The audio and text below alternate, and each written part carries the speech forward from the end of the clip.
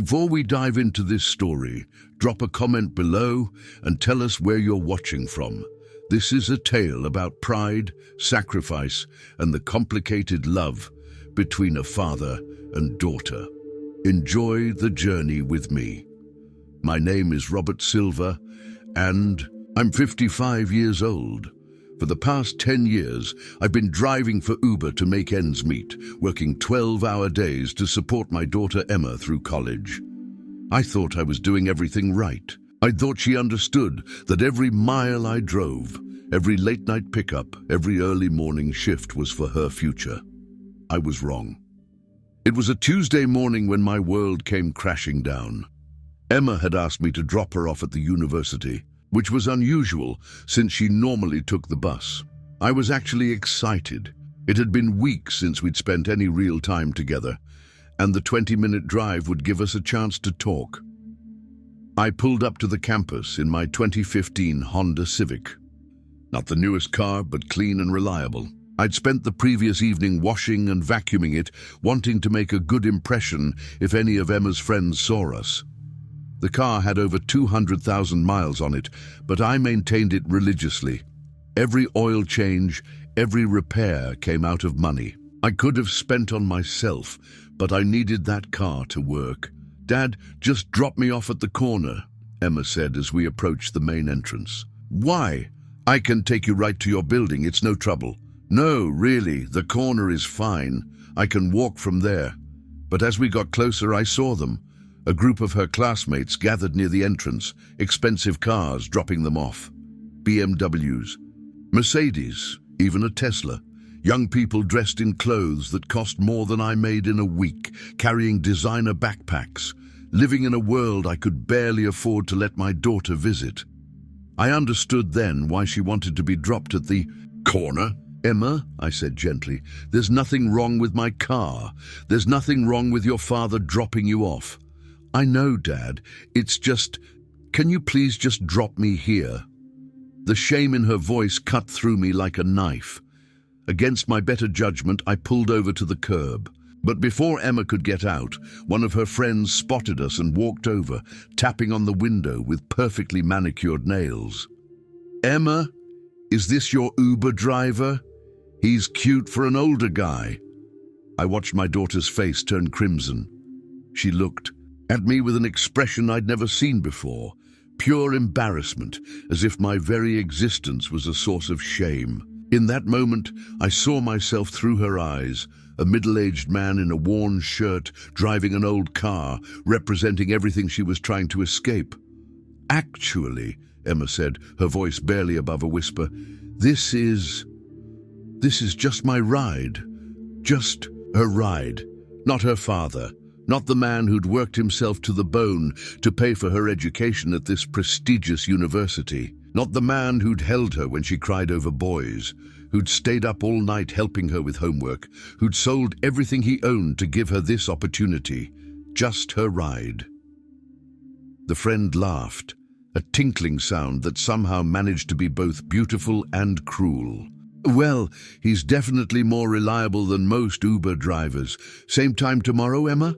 Emma nodded quickly and got out without even saying goodbye, without even looking back at me. I sat there in stunned silence, watching her walk away, her shoulders tense with what I now realized was embarrassment about me. She moved differently around these people, straighter, more confident, like she was playing a role.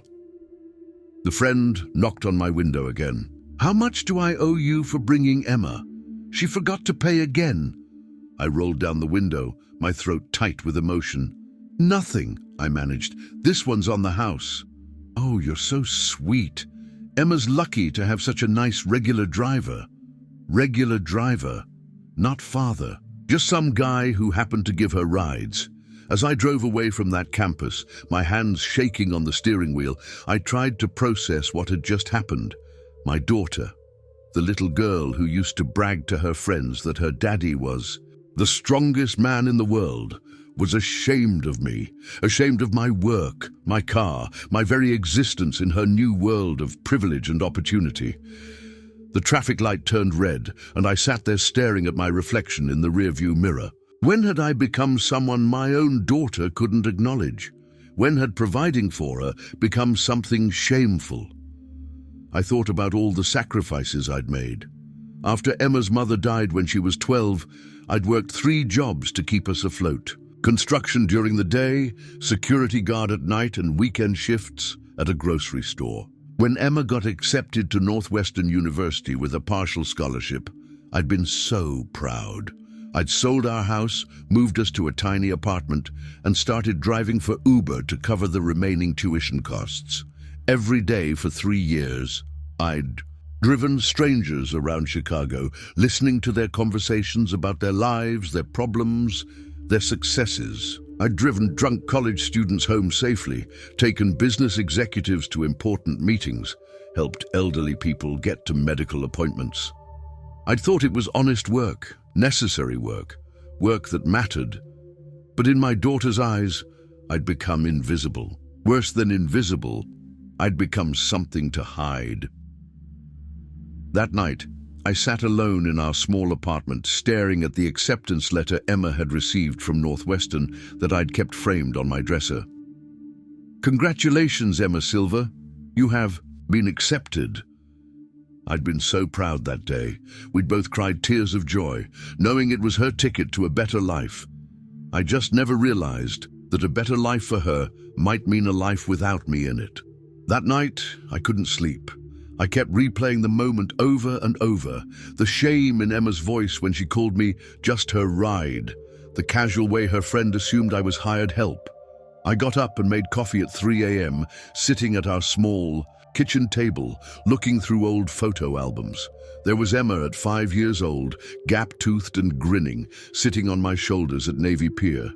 There she was at 10, helping me change the oil in our old Toyota, her face smudged with grease, but beaming with pride because Daddy taught me how cars work. And there was the photo from her high school graduation, both of us crying happy tears because she'd gotten that partial scholarship to Northwestern. When did it all change? When did I go from being her hero to being her embarrassment? I think it started during her freshman year. She'd come home for Christmas break speaking differently, using words I had to look up, talking about concepts I'd never heard of. She started correcting my grammar, suggesting I shouldn't wear certain clothes when we went out together. Small things, but they added up. "Dad, you don't need to walk me to class registration," she'd said last semester. "I can handle it myself." "Dad, maybe you should wait in the car when we go to the campus bookstore. It's always so crowded." "Dad, I can take the L to school. You don't need to drive me anymore." I thought she was just growing up, becoming independent. I didn't realize she was growing away from me. Let me tell you about Emma's mother, Maria. She was the smartest woman I ever knew. Could have been anything she wanted. But she fell in love with a construction worker's son from Pilsen, married me when we were both 22, and worked as a nurse while I built my way up from day laborer to foreman. When Emma was born, Maria quit nursing to stay home. "I want to raise our daughter myself," she said.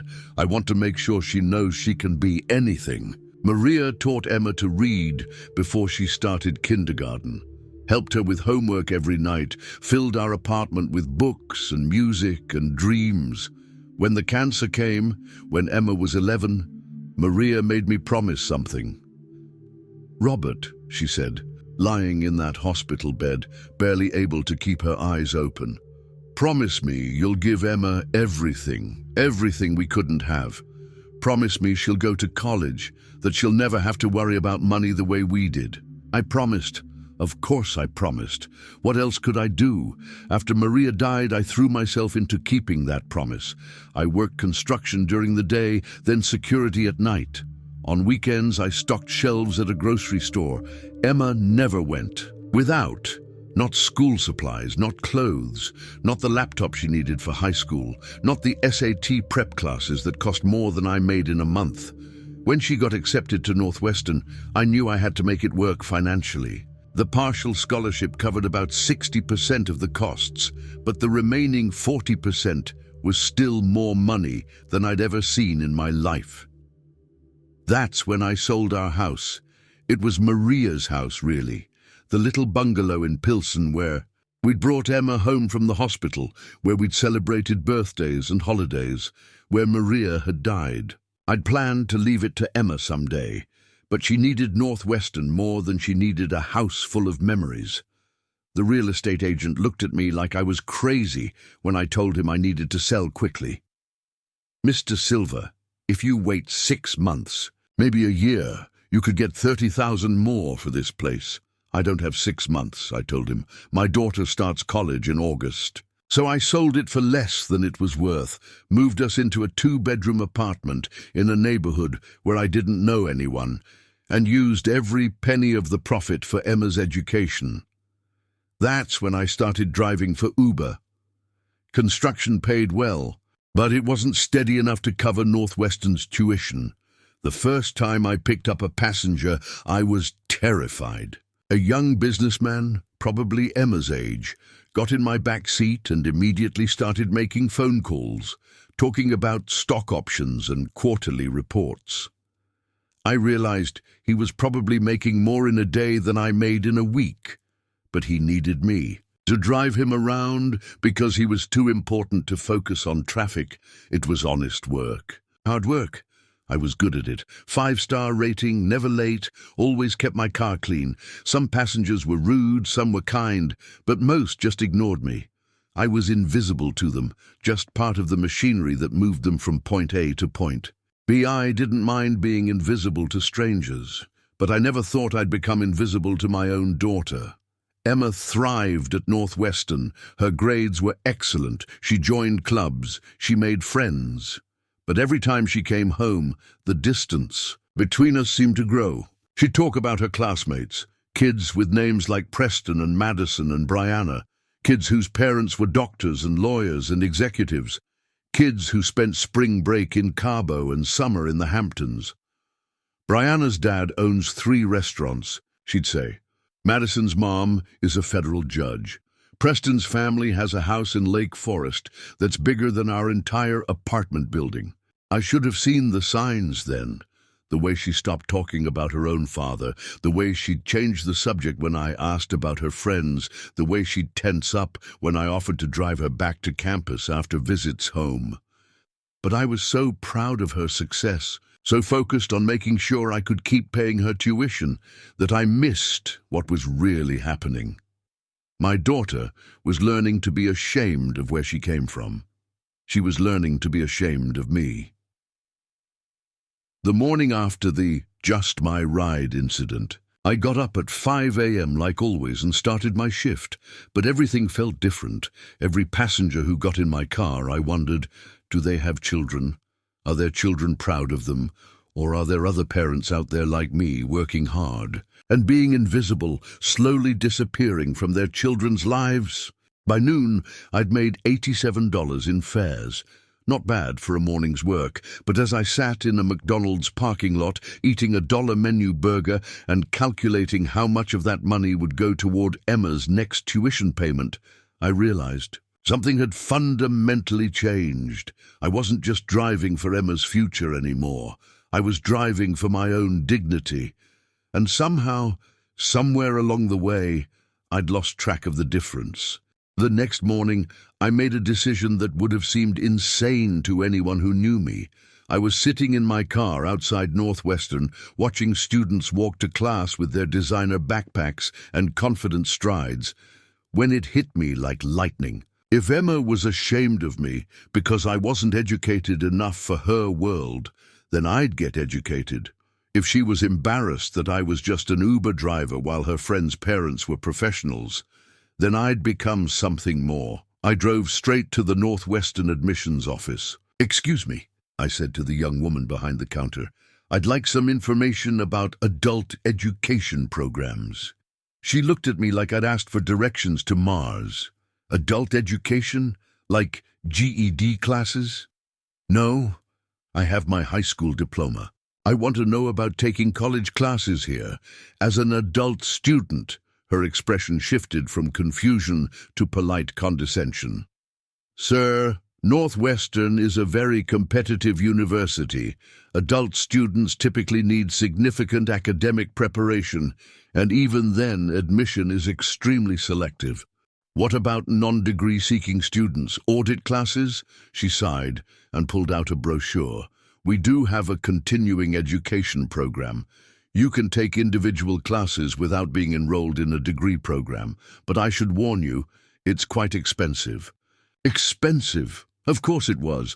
Everything about Emma's world was expensive. How expensive? About $3,000 per class. $3,000. That was what I made in a good month driving Uber.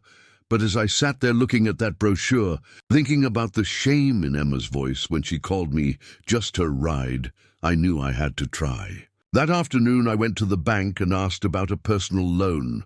The loan officer, a woman about Emma's age, looked at my application with barely concealed skepticism. "Mr. Silver, you're asking to borrow $15,000 to take college classes at your age. May I ask why?" "I want to better myself," I said simply. "Have you considered community college? It would be much more affordable." "My daughter goes to Northwestern. I want to understand her world." The loan officer studied my credit report, my employment history, my modest savings account. "I can approve you for $8,000 at 12% interest. But Mr. Silver, I have to ask, is this really the best use of your money at this stage of your life?" At this stage of my life, like I was already old and used up, like my time for learning and growing was over. "Yes," I said firmly, "this is exactly what I need to do." I walked out of that bank with the paperwork for a loan that would cost me nearly $1,000 a month in payments. Money I didn't have for classes that would probably be too hard for me in a world where I didn't belong. But for the first time since Emma had called me just her ride, I felt like I had a purpose beyond just surviving. That evening, I called my brother Miguel in California. Miguel had always been the smart one in our family. He'd gotten a scholarship to UC Berkeley, become an engineer, moved to Silicon Valley. He called me every few months to check in, always ending the conversation with, "Robert, you should go back to school. You're smarter than you think." "Miguel," I said without preamble, "I'm thinking about taking some college classes." There was silence on the other end. Then, "Robert, that's incredible. What made you decide?" I couldn't tell him about Emma's shame, about being called just her ride. Instead, I said, "I want to challenge myself, try something new." "Where are you thinking? Community college has some great programs." "Actually, Northwestern." Another silence, longer this time. "Northwestern, Robert, that's a really expensive school and academically rigorous. Are you sure you're ready for that?" Even my own brother, who'd always encouraged me to pursue education, couldn't hide his surprise that I'd aim so high. "I'm sure," I said. "I've been thinking about it for a while." That was a lie, of course. I'd been thinking about it for exactly 6 hours, ever since I'd walked into that admissions office. But sometimes you have to lie to yourself before you can tell the truth to the world. Miguel spent 20 minutes giving me advice about choosing classes, study habits, time management. "Start with just one class," he said. "See how it goes. And Robert, I'm proud of you for doing this." Proud. When was the last time someone had said they were proud of me? Not grateful, not satisfied, but proud. The next day, I spent 4 hours researching Northwestern's continuing education catalog. Most of the classes were business-oriented or technical, but there was one that caught my attention. Introduction to Literature and Writing. The description said it was designed for adult learners who wanted to explore classic and contemporary literature while developing their own writing skills. Perfect. If Emma was studying English literature, maybe understanding her academic world would help me understand her. I filled out the application, wrote an essay about why I wanted to take the class, carefully not mentioning Emma, and submitted it with a credit card payment that maxed out my only credit card. 2 weeks later, I got an acceptance email. "Congratulations, Mr. Silver. You have been accepted into Introduction to Literature and Writing. Classes begin Monday, September 15th. I stared at that email for 10 minutes. Part of me was terrified. What if I was too old, too uneducated, too working class for this world? What if I embarrassed myself the way Emma was embarrassed by me? But another part of me was excited. For the first time in years, I was doing something just for me. Not for Emma's future, not to pay bills, not to fulfill someone else's expectations. For me, that night, I went to the campus bookstore and bought the required textbooks, $347 for books I wasn't even sure I'd understand. The cashier, a Northwestern student working part-time, looked at my selections curiously. "Taking Professor Martinez's lit class?" he asked. "Yes. Is she good?" "She's tough but fair. Assigns a lot of reading, but she really cares about her students. You'll learn a lot." As I walked back to my car carrying a bag full of books, real college textbooks with my name written inside the front covers, I felt something I hadn't experienced in years. Hope Emma didn't know about my plan yet. I wanted to surprise her, wanted to see the look on her face when she realized her father wasn't just an Uber driver anymore. He was also a Northwestern student. I imagined running into her on campus, both of us carrying books, both of us part of the same academic community. I imagined her introducing me to her friends. "This is my father. He's taking literature classes here too." I had no idea that my plan would create more problems than it solved, or that Emma's shame about me ran deeper than I'd ever imagined. All I knew was that for the first time since Maria died, I was doing something that might make my daughter proud of me again. And if it didn't, well, at least I'd finally understand why I wasn't good enough for her world. My first day as a Northwestern student was like stepping into a foreign country where I didn't speak the language. I arrived at the literature classroom 15 minutes early, clutching my new textbooks and a notebook I'd bought at Target, watching 18 and 19-year-olds stream past me like I was invisible. Professor Martinez was a woman in her 40s with graying hair and kind eyes behind wire-rimmed glasses. When she saw me sitting in the back row, she made a point of walking over before class started. "You must be Robert Silver," she said warmly. "I'm Dr. Martinez. I'm so glad you decided to join us this semester. Thank you for accepting me into the program," I said, suddenly aware that my voice carried the accent of the South Side, different from the crisp, educated tones I'd been hearing around campus. "Adult learners bring such valuable perspectives to these discussions," she said. "I'm looking forward to hearing your thoughts." As the other students filed in, I realized I was easily twice the age of most of them. They wore clothes that probably cost more than I spent on groceries in a month, carried laptops that were thinner than my textbooks, and moved with the casual confidence of people who'd never doubted they belonged here. "All right, everyone," Dr. Martinez began. "Let's start with introductions. Tell us your name, your major, and one book that changed your life." The students went around the room sharing titles I'd never heard of, talking about books that had influenced their worldview or challenged their preconceptions.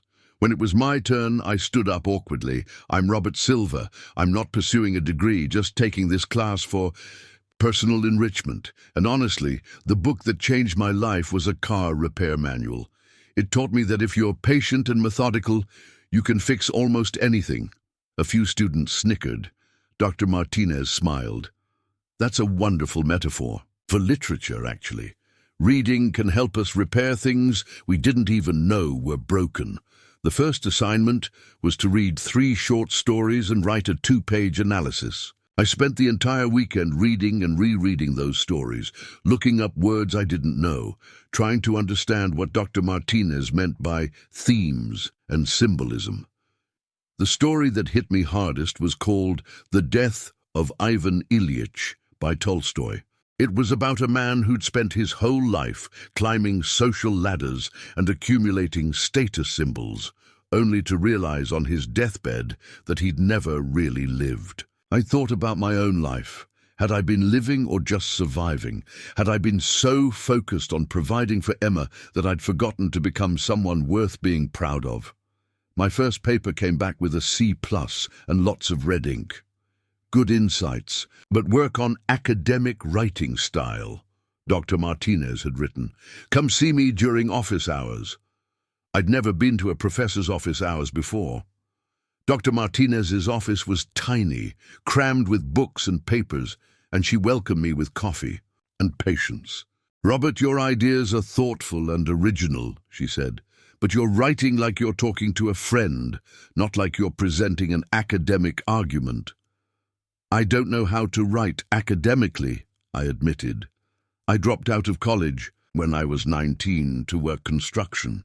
"That's okay. Academic writing is a skill like any other. It can be learned." She pulled out a style guide and spent an hour teaching me about thesis statements, topic sentences, and proper citations.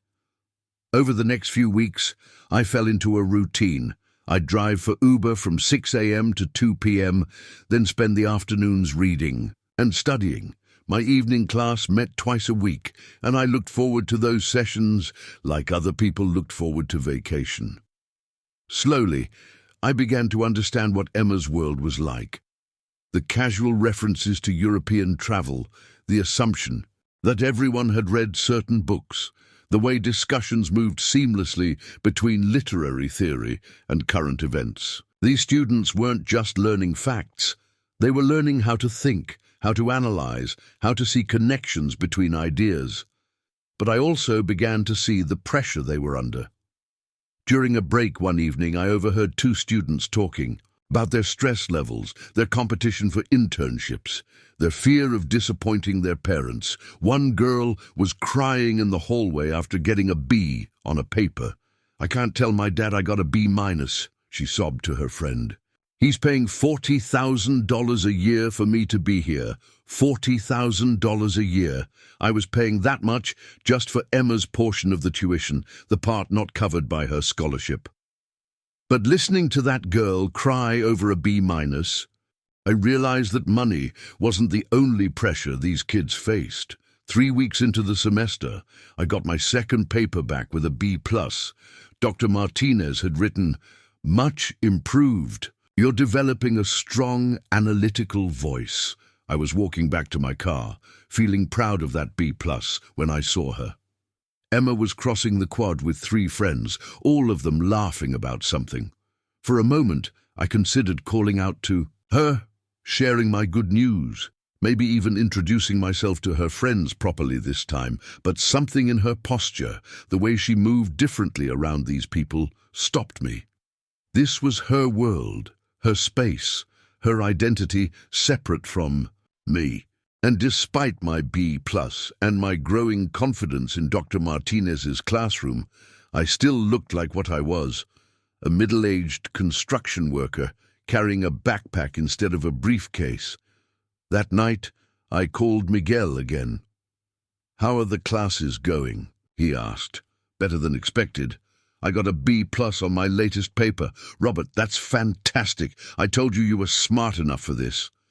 "Miguel, can I ask you something?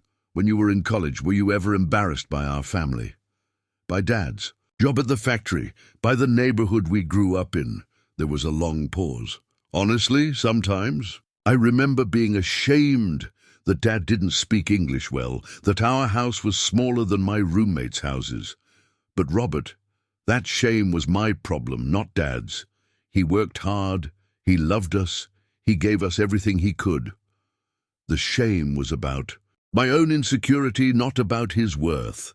What if Emma feels that same shame about me? Then that's something she needs to work through. But Robert, you can't change who you are to make someone else more comfortable, even if that someone is your daughter." After I hung up, I sat in my small apartment looking at my Northwestern textbooks, thinking about Miguel's words. Maybe Emma's shame wasn't really about me. Maybe it was about her own insecurity, her own fear of not belonging in this world of privilege and opportunity, but understanding that didn't make it hurt any less. And it didn't solve the fundamental problem. My daughter was moving through a world where I was invisible, where people like me were servants rather than equals. Well, I thought, looking at my B+ paper, maybe it was time to become visible. Maybe it was time to show Emma and myself that Robert Silver was more than just her ride. Week 5 of the semester brought my first real crisis. I was walking across campus after my literature class, feeling confident after a particularly good discussion about symbolism in The Great Gatsby, when I heard a familiar voice behind me. Dad! Dad! I turned around to see Emma standing 50 feet away, surrounded by the same group of friends I'd seen her with before. Her face was a mixture of shock, confusion, and something that looked like panic. "Emma?" I said, walking toward her with a smile. "What a coincidence running into you here." But as I got closer, I could see this wasn't a happy coincidence for her.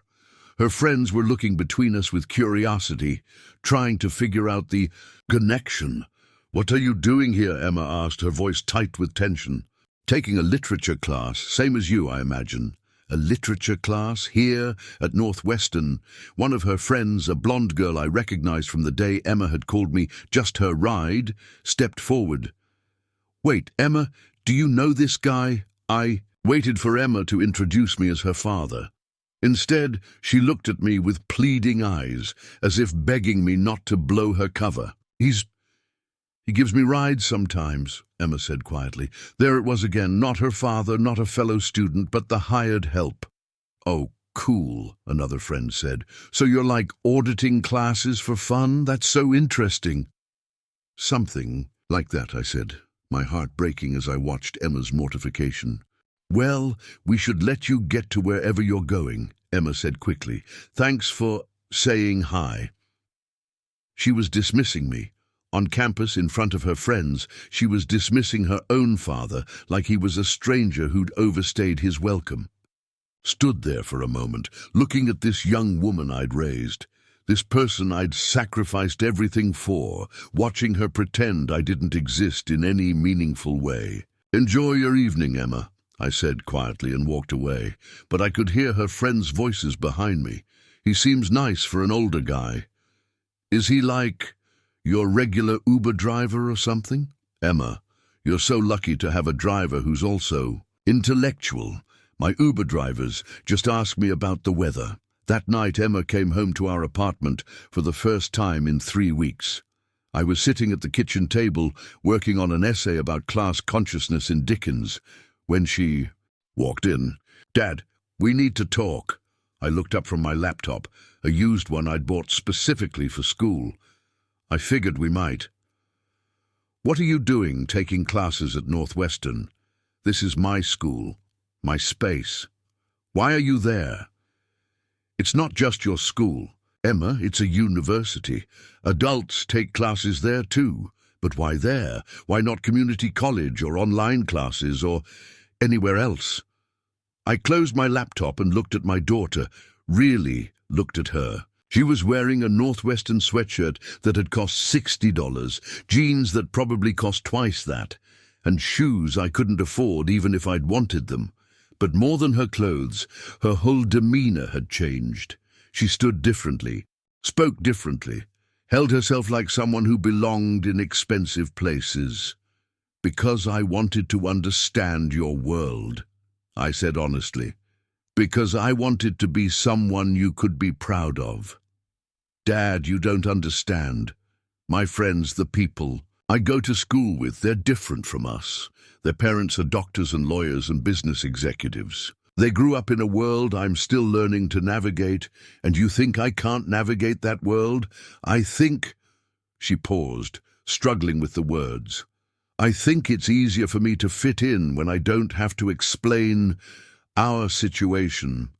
Our situation. Like being raised by a single father who'd worked multiple jobs to pay for her education was something shameful." "What exactly would you have to explain, Emma?" "Dad, be realistic. You're 55 years old. You drive for Uber. We live in a 2-bedroom apartment. and now you're taking college classes like some kind of midlife crisis. How do I explain that to people whose parents went to Harvard and own vacation homes? Each word hit me like a physical blow. I'd known she was embarrassed by me, but hearing it stated so clearly, so coldly, was devastating.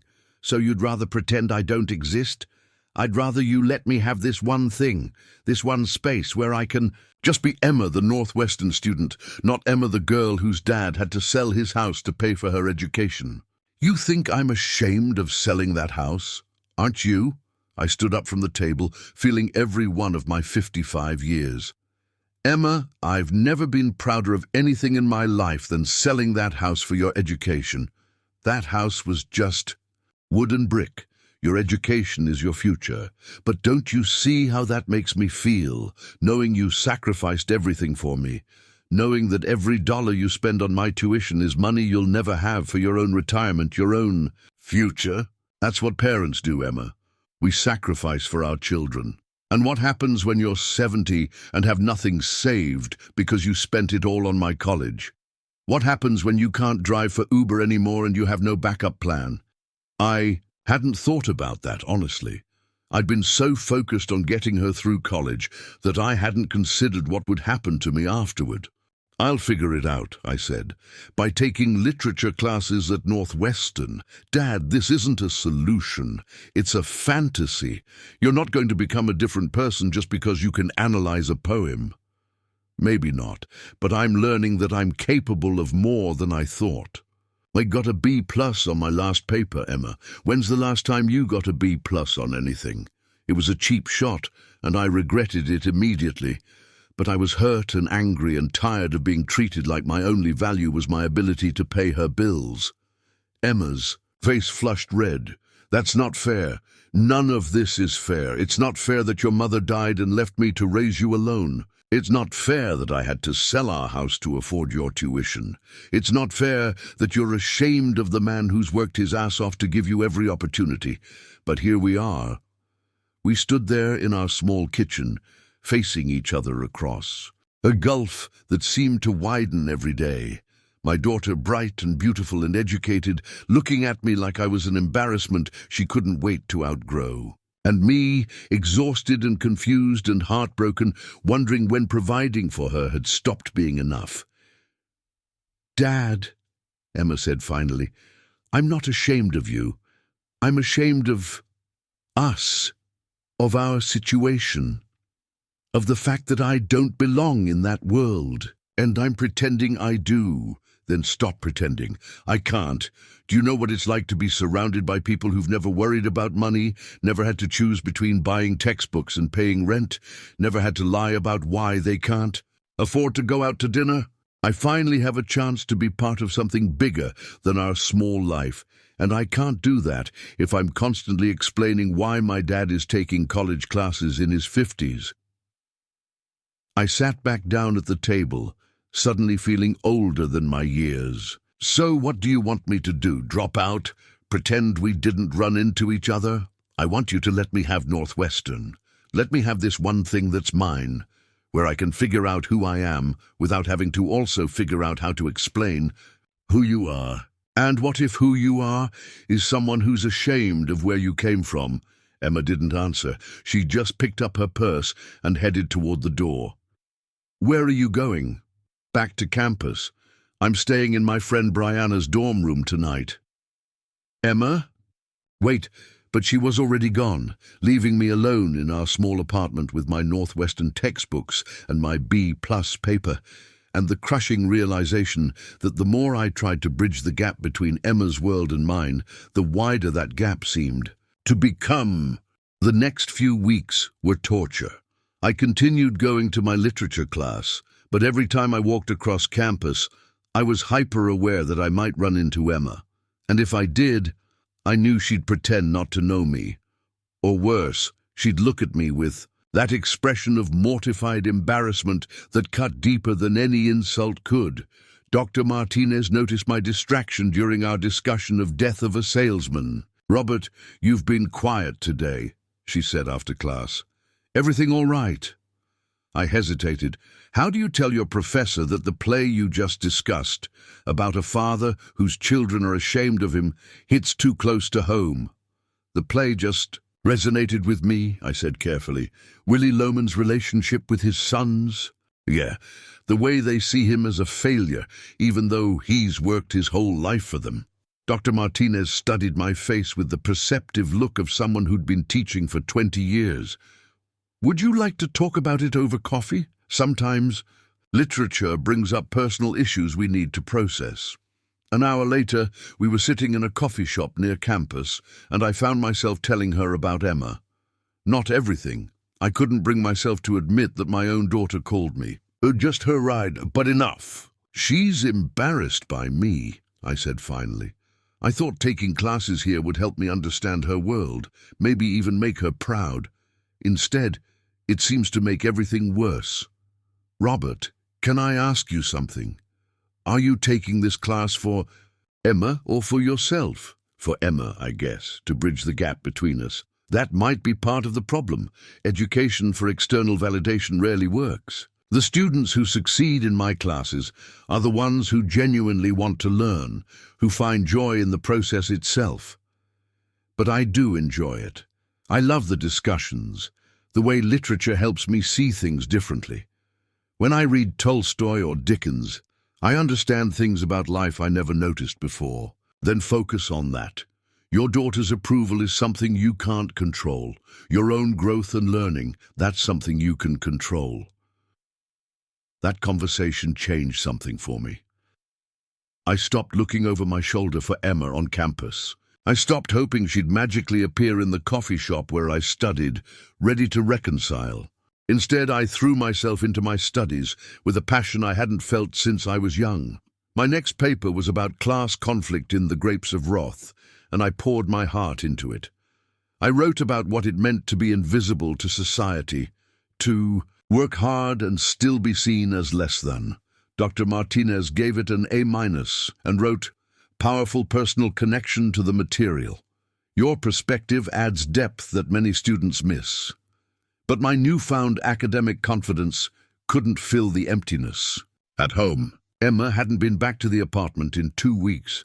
She was essentially living in the dorms now, crashing with friends, avoiding our small space, and the father who apparently didn't fit into her new identity. That's when I discovered something that changed everything. I was cleaning out Emma's room. She'd left some papers scattered on her desk when I found bank statements she'd forgotten to hide. Student loan statements, credit card bills, and account balances that made my blood run cold. Emma owed $47,000 in student loans that I didn't know about. She had maxed out 3 credit cards, totaling nearly $15,000 in debt. And according to her bank statements, she was spending money on things I couldn't believe. $800 dinners, shopping trips that cost more than I made in a month, a spring break trip to Cabo that had cost $4,000. I sat on her bed holding those statements, trying to process what I was seeing. While I'd been driving 12 hours a day to pay her tuition, while I'd sold our house and moved us to a tiny apartment, Emma had been taking out secret loans to finance a lifestyle that would have been impossible even if I made 10 times what I was earning. The worst part was a text message thread I found printed out, probably by accident. It was between Emma and someone named Brianna. Emma, "Can't go to dinner tonight, broke until my dad's next payment." Brianna, "Just put it on your card, you can pay it back later." Emma, "Already maxed out. This is so embarrassing." Brianna, "Why don't you just tell your dad you need more money?" Emma, "He thinks I'm on full scholarship. If he knew how much I actually owe." Brianna, "Girl, you need to tell him. Or get a job." Emma, "I can't get a job. How would I explain working to my friends? And I definitely can't tell my dad. He'd lose his mind." Brianna, "So what's your plan?" Emma, "Hope I can figure it out before he finds out. Maybe I'll meet someone rich, Lowell." I read that exchange 3 times before it fully sank in. Emma had been lying to me about her financial aid. She'd been living a double life, pretending to her friends that money wasn't an issue, while secretly drowning in debt she'd hidden from me. But more than the money, what devastated me was the casual way she talked about keeping secrets from me, about hoping to meet someone rich as a solution to her problems. This wasn't just teenage irresponsibility, this was calculated deception. That evening I drove to campus and waited outside Emma's literature building. When she came out with her usual group of friends, I approached her. "Emma, we need to talk." "Now!" Her face went pale when she saw the bank statements in my hand. "Dad, I can explain." "Not here. In the car." For once, she didn't argue about being seen with me. She said goodbye to her friends and followed me to my Honda Civic, the car she was so ashamed of. We drove in silence to a park near campus. When I turned off the engine, I handed her the statements. $47,000 in student loans, $15,000 in credit card debt. "Emma, what the hell have you been doing?" "Dad, I never meant for it to get this bad." "You lied to me. For 3 years, you've been lying to me about your scholarship, about your expenses, about everything." "I didn't lie about the scholarship, I just didn't tell you about the additional loans. Loans you took out without telling me. Loans that you've been using to finance a lifestyle neither of us can afford." Emma started crying, but I was too angry and hurt to comfort her. "Do you have any idea what I've sacrificed for your education? I sold our house, Emma. Our house. The house where your mother died, where all our memories were.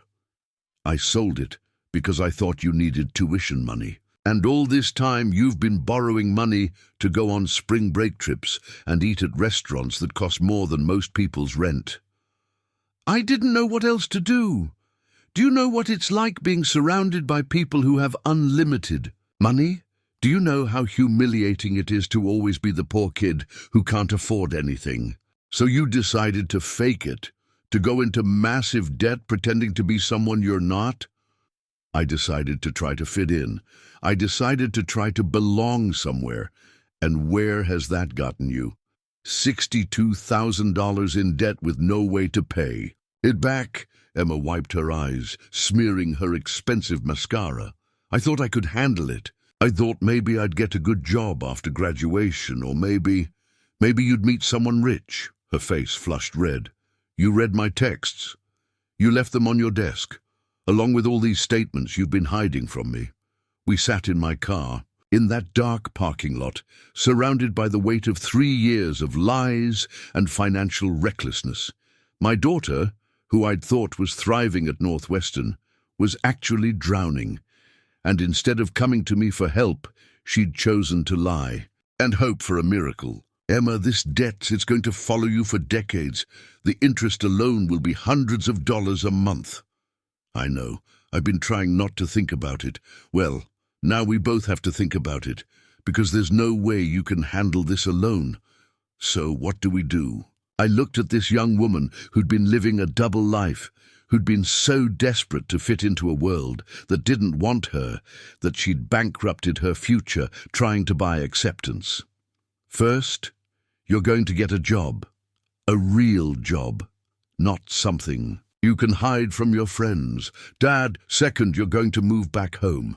No more staying in dorms, no more expensive lifestyle. We're going to live like the working-class family we actually are." "But my friends..." "Your friends aren't paying your bills, Emma, and they're not going to be there when this debt destroys your credit and follows you into your 30s. Emma cried harder, but I couldn't tell if it was from shame, fear, or anger at being caught. "Third," I continued, "we're going to sit down with a financial counselor and figure out how to manage this debt. And you're going to be honest with me from now on. No more secrets, no more lies." "And fourth," she asked quietly, "fourth, you're going to decide who you really want to be. Because the person you've been pretending to be has nearly destroyed both our futures." The financial counselor's office felt like a doctor's office, where you're waiting for test results that might be terminal. Emma sat beside me, fidgeting with her phone, while a woman named Mrs. Chen spread our paperwork across her desk like evidence. "In a criminal case." "So," Mrs. Chen said, adjusting her glasses, "let me make sure I understand this correctly. Emma, You have 47,000 in federal student loans at various interest rates, 15,000 in credit card debt at an average of 22% interest, and your father has been paying approximately 30,000 per year. Out of pocket for your education? Yes, Emma whispered. And Mr. Silva, your current income from Uber driving is approximately 45,000 annually before expenses? That's right. Mrs. Chen did some calculations on her computer. Emma, your minimum monthly payments on this debt will be approximately $850. Mr. Silva, based on your income and current expenses, you're living paycheck to paycheck with essentially no savings. The numbers hung in the air like a death sentence. What are our options? I asked. Well, Emma needs to either dramatically increase her income or dramatically decrease her expenses, preferably both. The credit card debt is the most urgent. At 22% interest, it's growing faster than she can manage with minimum payments. What if she gets a part-time job? I asked. Part-time minimum wage work might cover the minimum payments, but it won't make a dent in the principal. She needs something that pays at least $15 an hour, 30 hours a week, just to break even. Emma had been silent through most of this discussion, but now she spoke up. What about after graduation? I'm majoring in English literature. That should lead to good-paying jobs, right? Mrs. Chen's expression was gentle, but realistic. Emma, the average starting salary for English literature graduates is around $35,000. After taxes, that's maybe $28,000 take-home. Your debt payments alone would be over $10,000 per year. I watched my daughter's face as the reality sank in. She'd borrowed $62,000 to study something that would likely never pay enough to justify the debt. And I'd enabled it, working myself to exhaustion, to pay for an education that was financially catastrophic. So what do you recommend? I asked. Emma needs to consider changing her major to something more practical. Get a substantial part-time job immediately, and potentially take a gap year to work full-time and pay down the credit card debt. A gap year? Emma looked panicked. But I'm a junior. I can't just stop school now. The alternative is graduating with even more debt and no realistic way to pay it off. After the appointment, we sat in my car outside the financial counselor's office, both of us overwhelmed by the scope of the problem. Dad, I can't take a gap year. Do you know what my friends would think? Emma, your friends aren't going to pay your bills for the next 20 years. But if I leave school now, I might never go back. I might end up like... She stopped herself, but I knew what she was going to say. Like me, I didn't mean it that way. Yes, you did. And you know what? Maybe that wouldn't be such a terrible thing. I work hard, I pay my bills, I take care of my responsibilities. There are worse things to be than a working-class person who earns an honest living.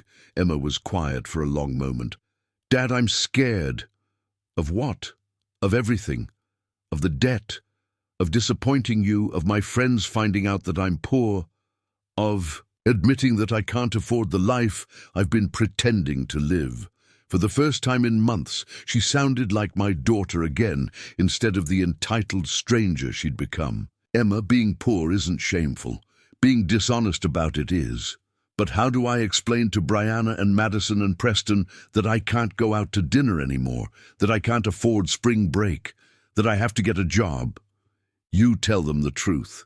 And if they judge you for it, then they weren't really your friends anyway. You don't understand. These people don't know anyone who works regular jobs. Their idea of financial problems is having to ask Daddy for extra allowance money. I thought about my literature class, about the discussions we'd had about class and identity in American society. Emma, do you know what I've learned in my classes? That the people worth knowing don't care about your bank account. They care about your character. That's easy to say when you're not the one who has to face them. No, it's not easy. It's terrifying.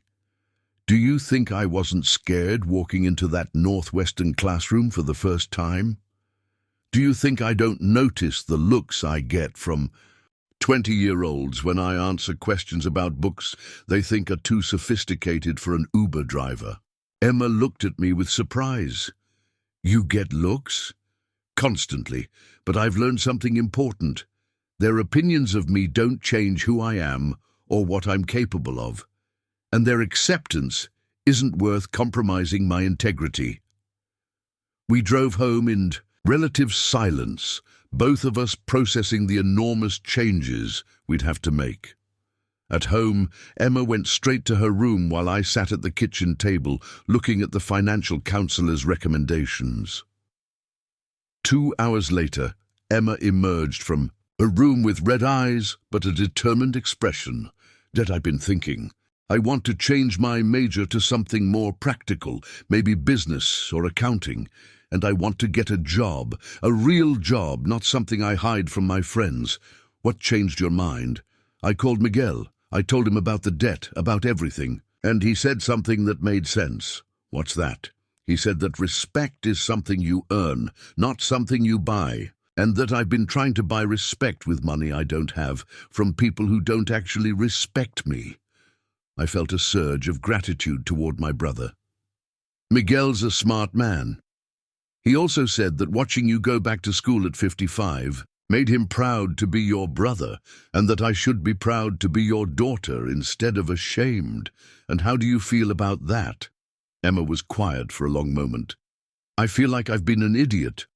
I feel like I've been so focused on impressing people who don't matter that I forgot about the person who matters most. Emma, you're not an idiot. You're young and you made some mistakes, but mistakes can be fixed if you're willing to do the work. So what's our plan?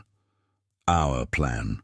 For the first time in months, she was including me in her decisions instead of hiding. From me, first, you're going to have an honest conversation with your friends about your situation. Not to apologize for being working class, but to be authentic about who you are. That's going to be humiliating. No, it's going to be liberating. Trust me. And second, we're both going to get jobs that pay better. You're going to find something substantial, and I'm going to look into driving for a higher paying service or maybe tutoring other adult students. You'd be a good tutor, Dad. You explain things really clearly. It was the first compliment she'd given me in months. Third, we're going to create a realistic budget and stick to it. No more pretending we have money we don't have. And fourth, we're going to remember that we're family. We're on the same team, working toward the same goals. No more secrets, no more lies, no more hiding from each other. Emma nodded, and for the first time since this whole mess started, I felt hopeful. Not because our problems were solved. We still had $62,000 in debt and years of financial struggle ahead of us, but because we were finally facing our problems together, honestly, as a family. Dad? Yeah? I'm sorry. For all of it. For lying, for being ashamed of you, for spending money we didn't have. I'm sorry for making you feel like you weren't good enough when you've been more than good enough my whole life. I forgive you, Emma. But more importantly, you need to forgive yourself. We all make mistakes. What matters is what we do next. That night, for the first time in weeks, Emma stayed home. We ordered pizza, the cheapest one on the menu, and she helped me with my literature homework while I helped her research more practical college majors. It felt like the beginning of something new, something honest, something that might actually lead us both to a better place. 2 weeks later, Emma did something that shocked me more than finding those debt statements. She invited me to have lunch with her and her friends. Are you sure about this? I asked as we walked across campus together. Yesterday, you were worried about what they'd think. Today, you want me to meet them? I've been thinking about what Miguel said, about earning respect instead of buying it. And I realized that if I'm ashamed of my father, then I'm ashamed of myself. We met her 3 closest friends at a campus coffee shop. Brianna, Madison, and Preston, the kids whose parents were doctors and lawyers and business executives. They looked exactly like what I'd expected. well-dressed, confident, and slightly curious about why Emma had invited an older man to join their group. "Everyone," Emma said, taking a deep breath. "I want you to meet my father, Robert Silver." The silence that followed was deafening.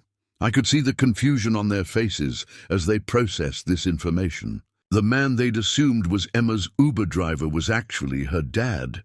"Your father," Brianna said finally, "but I thought, you never mentioned—" "I know," Emma said. "I haven't been honest about my family situation. My dad is an Uber driver.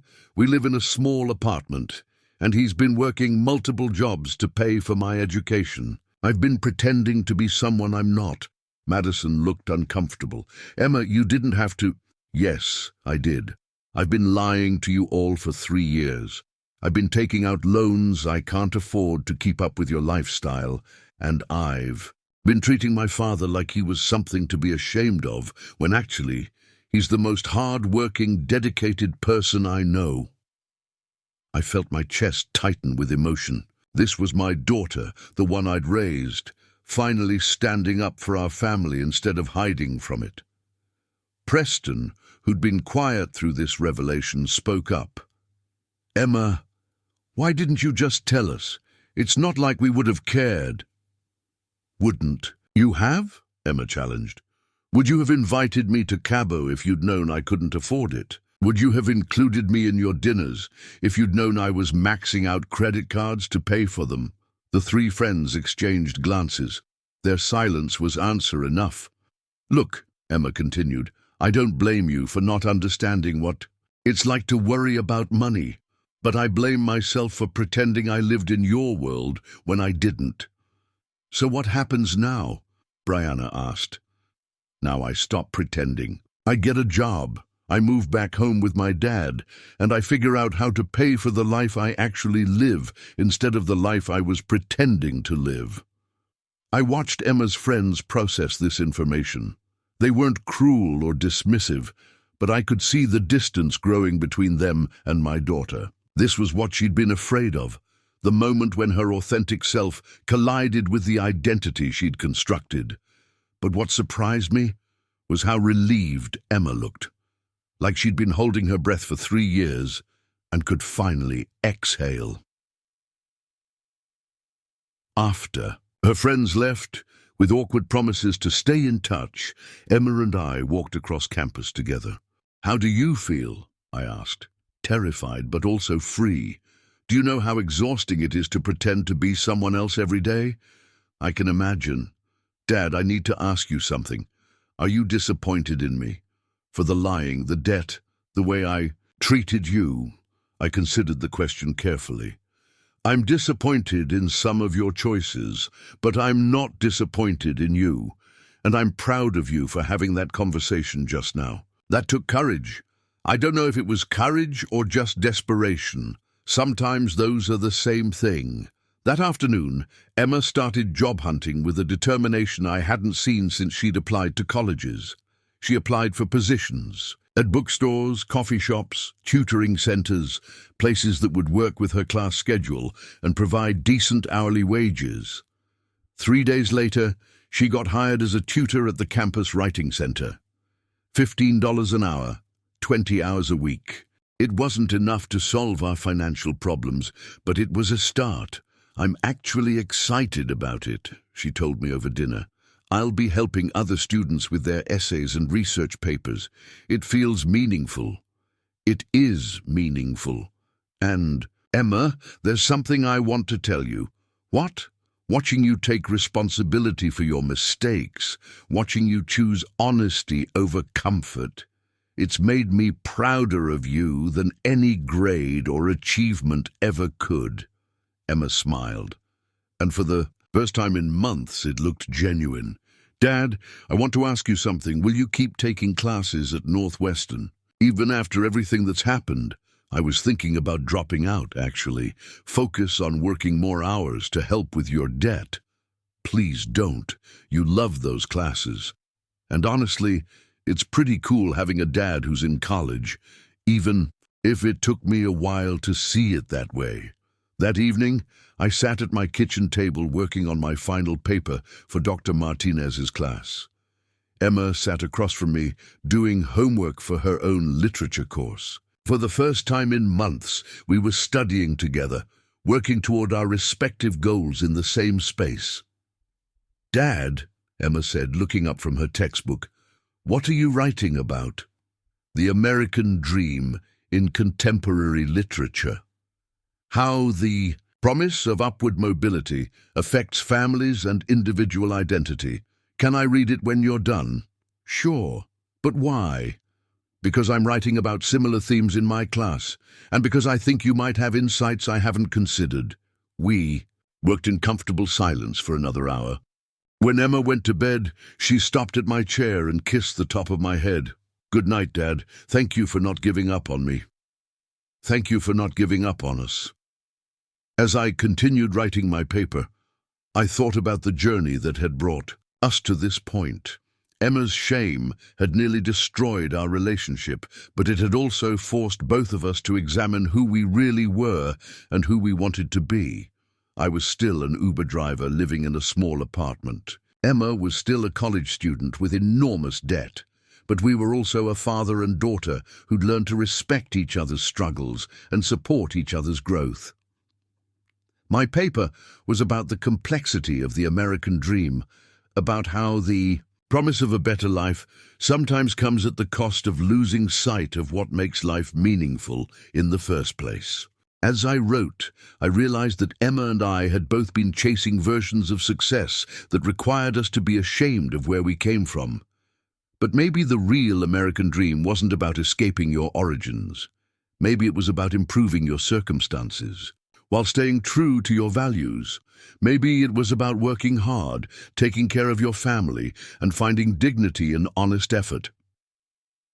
At 1 a.m., I finished my paper, 20 pages about class, identity, and the cost of trying to be someone you're not. I was proud of it, not because I thought it would get a good grade, but because it felt true. As I saved the document and prepared for bed, I realized that somewhere along the way, I'd stopped taking these classes to impress Emma.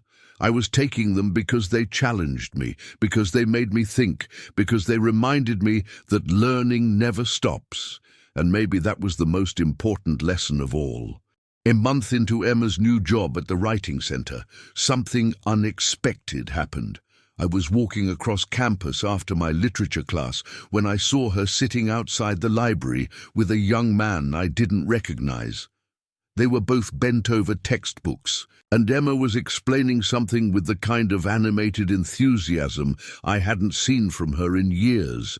As I got closer, I could hear their conversation. "So the thesis statement needs to be more specific," Emma was saying. "Instead of Shakespeare was a good writer, try something like Shakespeare's use of metaphor in Hamlet reveals the protagonist's psychological deterioration." "That's so much better," the young man said. "How did you learn to think about writing?" "This way. Honestly, from watching my dad. He went back to school in his 50s, and his writing has gotten amazing. He taught me that good writing comes from having something real to say, not just filling up pages." I stopped walking, stunned. Emma was talking about me with pride, using me as an example of good thinking and writing. This was the same daughter who'd called me just her ride 4 months ago. "Your dad is in college?" the student asked. "Yeah. He's taking literature classes here at Northwestern, same school as me. At first I thought it was embarrassing, but now I think it's inspiring. He's proving that it's never too late to challenge yourself." I stood there for another few minutes, listening to Emma help this student with his essay, while casually mentioning me as a positive example. When I finally continued walking, I had a huge smile on my face. That evening, Emma came home with news. "Dad, Dr. Peterson wants to offer me more hours at the writing center. Apparently, I'm really good at helping students with their essays. She's recommending me for a promoted position that pays $18 an hour." "That's fantastic, Emma. You've always been a good writer, But there's more. She asked me about my background, how I learned to help students so effectively, and when I told her about watching you navigate college as an adult learner, she got really interested. Interested how? She wants to know if you'd be willing to be interviewed for a research project she's doing about adult students in higher education. Apparently, there aren't many people our age taking literature classes at Northwestern. I don't know, Emma. I'm not sure I'm ready for that kind of attention. Dad, think about it. Your story. Going back to school to connect with your daughter, discovering a passion for learning, proving that education isn't just for young people. It could help other adults who are afraid to pursue education. The next day, Dr. Martinez approached me after class. Robert, I hope you don't mind, but I've been talking with Dr. Peterson in the education department about your journey as an adult learner. She's working on a study about non-traditional students, and she'd love to interview you. What kind of interview? Nothing intimidating. Just a conversation about your experiences, your motivations, what you've learned. Your perspective could be valuable for other adults considering returning to school. I thought about it for a moment. 6 months ago, I would have been too embarrassed to share my story. But now, after watching Emma find the courage to be authentic with her friends, I felt ready to be open about my own journey. Okay, I said, I'll do it. The interview with Dr. Peterson took place the following week in her office. She was a woman in her 40s with a warm, professional demeanor that put me at ease immediately. So, Robert, what motivated you to return to school at this stage of your life? I told her the truth about Emma's shame, about wanting to understand her world, about discovering that education was something I'd been hungry for without realizing it. And how has the experience changed you? It's made me realize that I'm capable of more than I thought. For years, I defined myself by my work. Construction, then Uber driving. Important work, but I thought that was all I could do. Now I know I can analyze literature, write academic papers, contribute to intellectual discussions. Have you considered pursuing a degree? I hadn't, actually. I was just taking one class to see if I could handle it. Well, based on your professors' reports, you're handling it exceptionally well. Have you thought about what you might study if you decided to pursue education further? I admitted that I'd been thinking about education itself, maybe becoming a tutor or teacher for other adult learners. There's a real need for that, Dr. Peterson said. Many adults want to return to school but are intimidated by the academic environment. Having someone who understands their perspective, who's walked the same path, could be invaluable. After the interview, I walked across campus with a new sense of possibility. For months, I'd been focused on the immediate crisis, Emma's debt, our strained relationship, my own feelings of inadequacy. But now I was beginning to see a bigger picture. That evening, Emma was waiting for me at home with a huge grin on her face. Dad, you're not going to believe this. Dr. Peterson called me after your interview. She wants to recommend both of us for a scholarship program. What kind of scholarship program? It's for families pursuing education together. Northwestern has a small fund for non-traditional students and their family members. It would cover tuition for both of us to continue taking classes. I sat down heavily in my kitchen chair. Emma, I can't accept charity. It's not charity, Dad. It's recognition of what we've both accomplished. You've proven that you belong in those classrooms, and I've proven that I can handle responsibility and honest work. This scholarship would let us both pursue education without the financial stress. But what about your debt? I'll keep working at the writing center. And Dad, I've been thinking about changing my major to education, maybe focusing on adult learning and literacy. Watching you discover your love of literature made me realize I want to help other people discover theirs. That night, I lay in bed, thinking about the unexpected turns my life had taken. 6 months ago, I'd been a bitter, lonely Uber driver whose daughter was ashamed of him. Now I was a college student with a scholarship opportunity, a daughter who spoke about me with pride and the possibility of a completely different future. None of it had gone the way I'd planned. I'd started taking classes to impress Emma, but education had become important to me for its own sake. Emma had been forced to confront her financial lies, but in doing so, she'd discovered her authentic self and found work that gave her purpose. We were both still working-class people with more bills than money, but we were also scholars, thinkers, people who were growing and learning and supporting each other's dreams. The next morning, Emma and I filled out the scholarship applications together at the kitchen table. "Dad," she said as we worked, "I want to apologize again for calling you just my ride. You were never just anything. You were my father, who was working 3 jobs to pay for my education while pursuing his own learning on the side. That's not shameful, that's heroic. Emma, you don't need to keep apologizing. We both made mistakes. What matters is where we go from here. Where do you think we're going?" I looked at my daughter, really looked at her. She was wearing a Northwestern sweatshirt, but now I knew she'd bought it second-hand. She was doing homework at our small kitchen table, but now I knew she was proud of our small apartment and the hard work it represented. "I think we're going to be okay," I said. "Different than we planned, maybe harder than we hoped, but okay. Better than okay," Emma said firmly. "I think we're going to be great." 3 weeks later, we both received acceptance letters for the family scholarship program.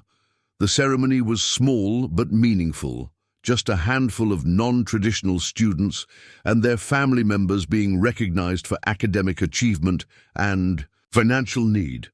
Emma wore her best dress, one she'd bought at a consignment shop instead of a department store. I wore the only suit I owned, the one I'd bought for job interviews years ago.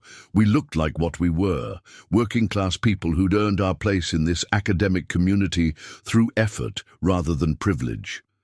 But as we sat in that auditorium, waiting for the ceremony to begin, something happened that I never expected. Emma's former friends, Brianna, Madison, and Preston, walked in and took seats a few rows behind us. "Emma," Brianna called out, waving, "we came to support you." I watched my daughter's face cycle through surprise, confusion, and something that might have been cautious hope.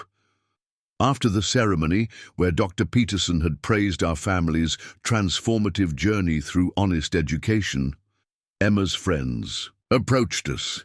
"Emma, that was so cool," Madison said. "I had no idea about the scholarship program for families." "And your dad being in college too," Preston added. "That's actually really impressive." I braced myself for the awkwardness, but what happened next surprised me. "Mr. Silver," Brianna said, turning to me directly, "Emma told us how hard you've worked to support her education. We wanted to apologize for not understanding your situation before." "You don't need to apologize," I said carefully. "You couldn't have known what you weren't told. But we could have been more aware," Madison said. "We could have noticed that Emma was struggling to keep up financially. We could have suggested less expensive ways to hang out." Emma looked at her friends with a mixture of gratitude and wariness. "You guys don't have to do this. I know my situation is different from yours." "That's exactly why we want to do this," Preston said. "Look, we've been talking since you told us the truth about your family. We realized we live in this bubble where everyone has money, and we never questioned it. But that doesn't mean we can't be friends with people outside that bubble. In fact," Brianna added, "it probably means we should be friends with people outside that bubble. You've taught us things about responsibility and work ethic that we never learned from our families." I watched this conversation with fascination. These kids weren't rejecting Emma for her honesty, they were respecting her for it. Maybe I'd underestimated them, or maybe Emma's courage had challenged them to grow. Over the next few weeks, something beautiful happened.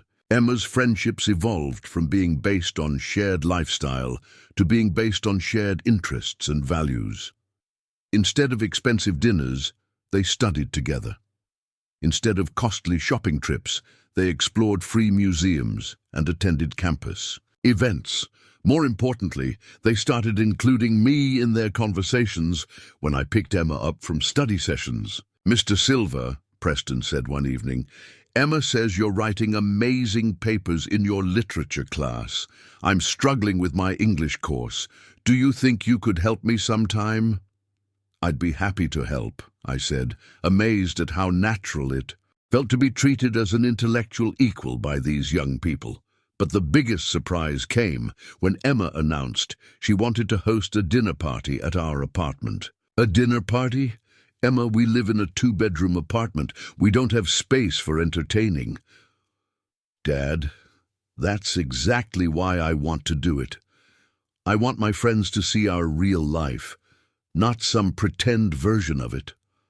I want to cook a meal we can actually afford and have them over to the place where we actually live." The dinner party was a revelation.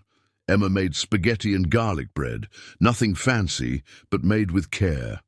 Our small apartment was clean and welcoming, even if it wasn't luxurious. And somehow, with our old furniture and second-hand dishes, the evening felt more authentic than any of the expensive restaurants they usually frequented. "This is so nice," Madison said, looking around our living room where my Northwestern textbooks were stacked next to Emma's. "It feels like a real home." "It is a real home," Emma said simply. "It's where my dad and I are building our lives together." During dinner, the conversation turned to their classes, their future plans, their real concerns about life after college. Without the pressure of expensive surroundings, they talked more honestly about their fears and hopes. "Can I ask you something, Mr. Silver?" Brianna said. "What's it like going back to school so much later in life?" "Terrifying and exhilarating," I said honestly. "Terrifying because I'm surrounded by people who are decades younger and often much better prepared. Exhilarating because I finally understand that learning never has to stop." "Do you ever feel out of place?" "Every day. But I've learned that feeling out of place isn't necessarily a bad thing. It means you're challenging yourself, growing beyond your comfort zone." Preston nodded thoughtfully. "I think I've been too comfortable my whole life. Maybe that's why I'm struggling in my classes. I've never had to really work for anything." After her friends left, Emma and I cleaned up the dishes together. "How do you feel about tonight?" I asked. "Proud," she said without hesitation. "Proud of our home, proud of our life, proud of who we are."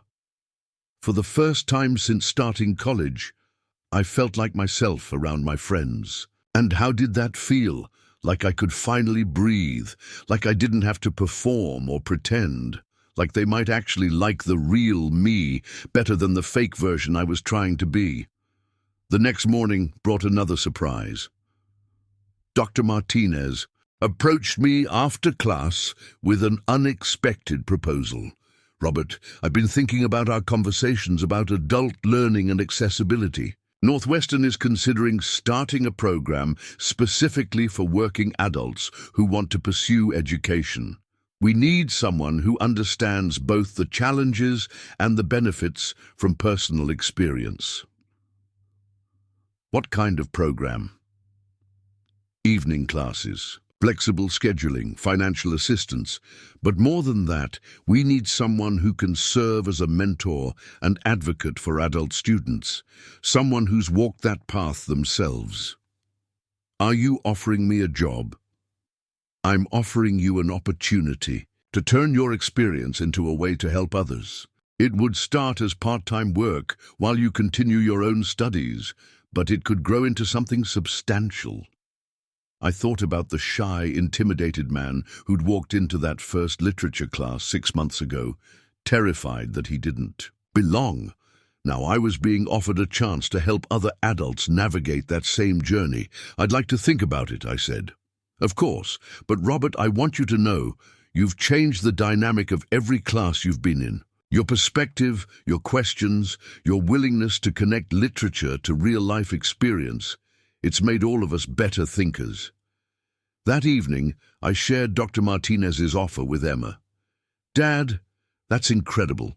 You'd be perfect for that job." "You think so?" "I know so. You've shown me that it's possible to be proud of where you come from while still striving for something more. That's exactly what other adult students need to hear. As I sat at our kitchen table that night, looking at my homework and Emma's homework spread across the surface, I marveled at how completely our lives had changed. We were still the same people, a working-class father and daughter trying to build better lives, but we were also scholars, mentors, examples of what was possible when you had the courage to be authentic. The scholarship had given us financial relief, but more importantly, it had given us recognition that we belonged in academic spaces. Emma's job at the Writing Center had given her purpose and pride in her work, and now I was being offered a chance to turn my own educational journey into a way to serve others. 6 months ago, Emma had been ashamed to call me her father. Now she was proud to introduce me to her friends as a fellow student and potential educator. 6 months ago, I'd been driving for Uber just to survive. Now I was considering a career in education that could give my life new meaning and purpose. "Dad," Emma said, looking up from her textbook, "whatever you decide about Dr. Martinez's offer, I want you to know something." "What's that?"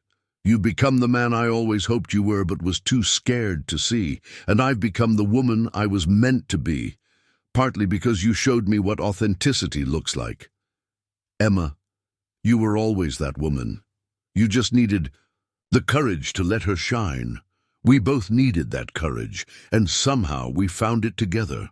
The decision about Dr. Martinez's job offer became more complicated when Emma dropped a bombshell during dinner the following week. "Dad, I need to tell you something. I've been thinking about taking a semester off to work full-time and pay down my credit card debt faster. I nearly choked on my spaghetti. Emma, we just got the scholarship. You're doing well in your classes. Why would you want to leave school now?" "Because I calculated it out. If I work 40 hours a week at the Writing Center, plus pick up some freelance tutoring, I could pay off the credit cards in 8 months instead of 3 years. That would save us thousands in interest. But you'd lose momentum in your studies. You might never go back. Dad, you went back to school in your 50s. I think I can handle going back at 22.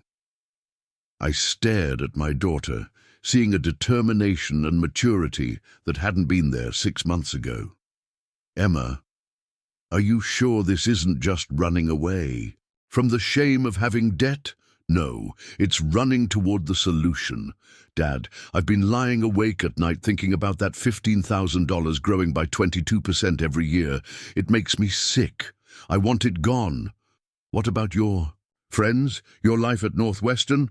"My real friends will understand. And honestly, I think I need some time away from campus to figure out who I am, when I'm not trying to be a college student from a wealthy family." That night, I called Miguel for advice. "She wants to take time off to work," Miguel said. "Robert, that might actually be smart. At her age, a year off to get financially stable could set her up for success when she returns. But what if she doesn't return? Then she'll be a responsible adult with work experience and no credit card debt. There are worse things to be. I'm scared she's making this decision based on shame about the debt. Or maybe she's making it based on wisdom. Maybe she's learned that financial stability is more important than maintaining appearances." The next morning, Emma came to me with a detailed plan. She'd spoken with Dr. Peterson about taking a leave of absence, researched the financial implications, and even found a second part-time job at a local bookstore. "I can make about $35,000 if I work full-time for a year," she explained. "After taxes and minimal living expenses, I can put $25,000 toward debt. That would eliminate the credit cards entirely and make a significant dent in the student loans." "And you're sure about this?" "I'm sure. Dad, for the first time in my adult life, I want to make a decision based on financial reality instead of financial fantasy." I looked at this young woman who'd been so desperate to fit in that she'd nearly bankrupted her future, now choosing financial responsibility over social comfort. "Okay," I said, "if this is what you want, I support you. There's one more thing. I want to move back home full-time. Not just to save money, but because I like living with you. I like our dinner conversations about literature. I like studying together at the kitchen table. I like being part of a family that values learning and hard work." 2 weeks later, Emma officially withdrew from Northwestern for the academic year. Her friends threw her a going-away party that was both sad and celebratory. "We're going to miss you," Brianna said, "but we're also really proud of you for making such a mature decision. And we expect regular updates," Madison added. "Plus, you better be ready to help us with our writing when you come back." "I'll be back," Emma said confidently, "but I'll be back debt-free and with a clearer sense of who I am and what I want to study." Meanwhile, I accepted Dr. Martinez's offer to help develop Northwestern's Adult Learner program. It started as 10 hours a week, meeting with prospective students, helping current adult students navigate academic challenges, and contributing to program development. My first counseling session was with a woman named Patricia, a 43-year-old nurse who wanted to finish the bachelor's degree she'd started 20 years earlier. "I'm scared I'm too old," she told me. "I'm scared I won't be able to keep up with the younger students." "I was 55 when I started," I told her. "And you know what I learned? Age isn't a disadvantage in education. It's a perspective. You bring life experience that enriches every discussion." "But what if I fail?" "Then you'll have tried something brave. But Patricia, what if you succeed?" Over the next few months, I worked with dozens of adults who were considering returning to school, construction workers who wanted to become teachers, single mothers pursuing nursing degrees, veterans using their benefits to study business. Each story reminded me of my own journey and reinforced how important it was to have someone who understood their fears and challenges. Emma thrived in her year off. She excelled at the writing center, earned stellar reviews at the bookstore, and picked up freelance editing work that paid surprisingly well. More importantly, she seemed happier and more confident than she'd been since starting college. "I love working," she told me one evening. "I love earning money through my own efforts, solving problems, helping people. I never realized how good it would feel to be financially independent, even living at home with your old man. Especially living at home with my old man. Dad, this year has shown me that home isn't something to escape from. It's something to build and value." By spring, Emma had paid off 2 of her 3 credit cards and was ahead of schedule on her debt reduction plan. But more importantly, she'd discovered what she wanted to study when she returned to Northwestern. "I want to major in education with a focus on adult learning and financial literacy," she announced. "I want to help other people avoid the mistakes I made, and I want to help adults, like the ones you work with, pursue education without shame." "That sounds perfect for you." "It feels perfect. And Dad, I want to ask you something. When I go back to Northwestern, would you consider finishing your degree too? Maybe we could graduate together." The idea of graduating from college at 56, walking across the stage with my daughter, who'd learned to value authenticity over appearances, was overwhelming in the best possible way. "You know what, Emma? I think I'd like that very much." That summer, we both applied for Northwestern's fall semester, Emma returning from her leave of absence, me transitioning from non-degree seeking to degree-seeking student. We spent our evenings planning our course schedules, comparing graduation requirements, and dreaming about the careers we might build together in education and adult services. One evening, as we sat on our small apartment's fire escape watching the sunset over Chicago, Emma said something that captured everything we'd learned. "Dad, do you ever think about where we'd be if I hadn't hidden my debt, if I hadn't been ashamed of our life?" "I think about it sometimes. But Emma, I'm not sure we would have grown as much if we hadn't faced that crisis." Your shame forced us both to examine what we really valued. And what do we value? Honesty, hard work, learning, family, the courage to be ourselves even when it's uncomfortable. Do you think we're different people now than we were a year ago? I considered the question carefully. I think we're the same people, but the best versions of ourselves. You were always smart and caring. You just learned to be authentic about it. I was always hard-working and dedicated. I just learned to be proud of it. And we're both still working-class people trying to build better lives. Absolutely. But now we know that better lives don't require us to hide from where we came from. As we sat there, father and daughter, both preparing to return to college in the fall, I felt a profound sense of gratitude. Not for the struggles we'd faced, but for the strength we'd found in facing them together. Emma had taught me that shame could be transformed into pride through honesty. I had taught her that it was never too late to pursue your dreams. Together we'd learned that family isn't about perfection. It's about choosing to support each other through the messy, complicated, beautiful work of becoming who you're meant to be. Fall semester brought a new dynamic to our lives. Emma and I were both full-time students at Northwestern, both working part-time jobs, both contributing to our household expenses. For the first time since her mother died, we felt like true partners in building our life together. Our morning routine became a carefully choreographed dance. Coffee by 6 a.m., Emma reviewing her education coursework while I prepared for my literature classes. We'd drive to campus together in my Honda Civic, the same car she'd once been ashamed to be seen in, now decorated with both our Northwestern parking stickers. "Dad," Emma said one morning as we sat in traffic, "I need to tell you something that happened yesterday." "What's that?" "I was in the student union, and I overheard some freshmen talking about financial aid. They were complaining about having to work study jobs, saying it was embarrassing to have classmates see them working on campus." "What did you do?" I walked over and introduced myself. I told them I'd worked my way through my last 2 years of college, that there was nothing embarrassing about earning money for your education. I told them about my year off to pay down debt, about working at the writing center, about learning to be proud of my financial independence. How did they respond? At first they looked at me like I was crazy, but then one of them said she was scared her friends would judge her for working in the dining hall. So I introduced her to 3 other students I know who work there. By the end of our conversation, they seemed less ashamed and more determined. "Emma, that's incredible. You're already becoming the educator you want to be.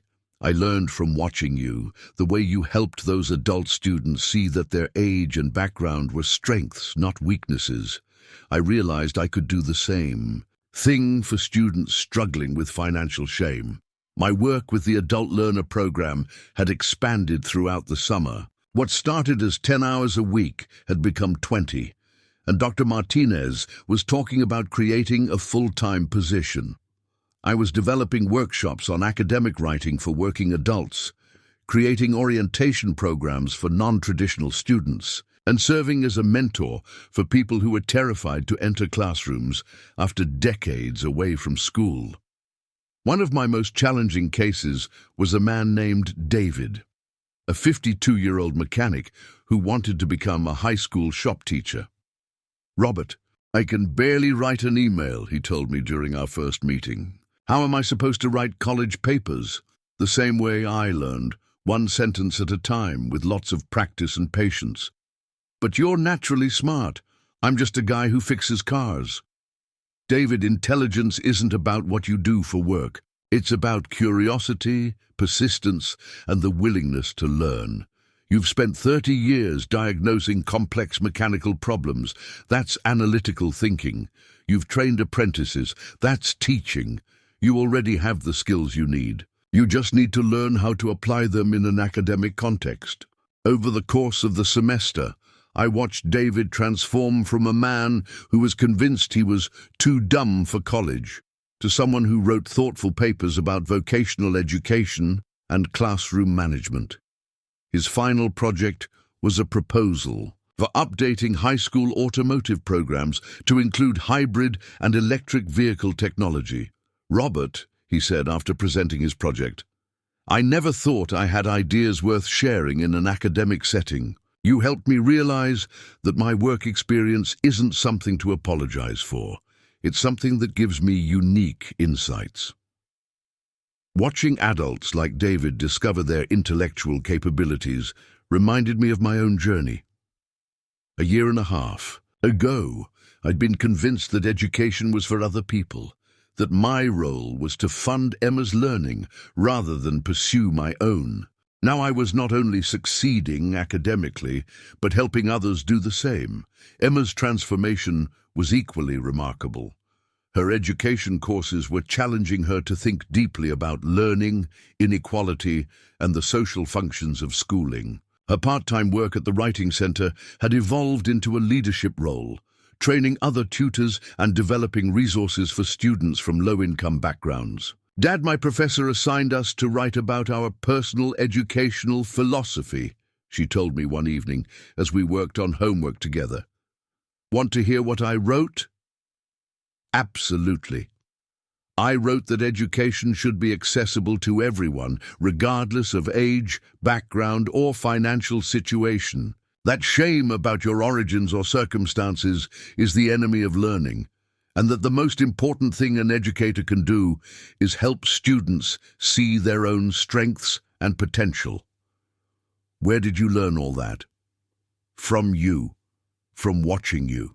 Transform from someone who was afraid to speak up in class to someone who's helping other adults find their voices, from seeing how education changed you and how your example changed me. The semester's biggest challenge came in November, when Emma was assigned a research project about family influences on educational attainment. She decided to write about us. "I want to interview you formally," she said, "about your decision to return to school, about how it affected our relationship, about what you've learned. Is that okay? Emma, are you sure you want our story to be part of your academic work?" "Dad, our story is academic work. It's about class, education, family dynamics, financial stress, and personal growth. It's exactly the kind of real-world example that makes education meaningful." The interview took place in our living room on a Saturday afternoon. Emma set up her phone to record our conversation, and for an hour she asked me questions with the seriousness and skill of a professional researcher. "What was your emotional state when you first decided to enroll in classes?" "Desperate," I said honestly. "I felt like I was losing my daughter to a world I didn't understand. I thought if I could become more educated, more sophisticated, maybe she wouldn't be ashamed of me anymore." "And how do you feel about that motivation now?" "I understand it, but I'm glad it evolved. The most valuable part of my education has been learning for its own sake, not to impress anyone else." "How has our relationship changed through this process?" "We've become partners instead of just parent and child. We respect each other's struggles and support each other's goals. We're both students, both workers, both people trying to improve our circumstances through honest effort." What would you tell other parents who are considering returning to school? That it's never too late to grow, that your children might be proud of you for taking on new challenges, and that education isn't just about job training. It's about becoming a more thoughtful, engaged person. Emma's paper, titled "Learning Together: How Family Education Partnerships Can Transform Relationships and Opportunities," received an A+ and was selected for presentation at an undergraduate research conference. "Emma, I'm so proud of you," I said after reading her final draft. "I'm proud of us. This paper wouldn't exist without your courage to try something new, and it wouldn't be any good without everything I learned from watching you navigate challenges with dignity." As the semester drew to a close, both Emma and I were thriving academically and personally. My grades were strong enough that I was invited to join the Honor Society for Adult Learners. Emma was offered a summer internship with a non-profit that provided educational support to low-income families. More importantly, we'd both found our calling. Emma wanted to become an education policy advocate, working to remove barriers that prevent people from pursuing learning. I wanted to expand Northwestern's adult learner program and eventually help other universities develop similar initiatives. "Dad," Emma said one evening as we studied for final exams, "do you ever miss the simplicity of our old life? When you just drove for Uber and I just worried about my classes? Do you?" "Sometimes, but then I remember how lonely and inauthentic that life felt. We were both hiding from ourselves and each other. Now we're building something real together." "I agree. Simple doesn't always mean better.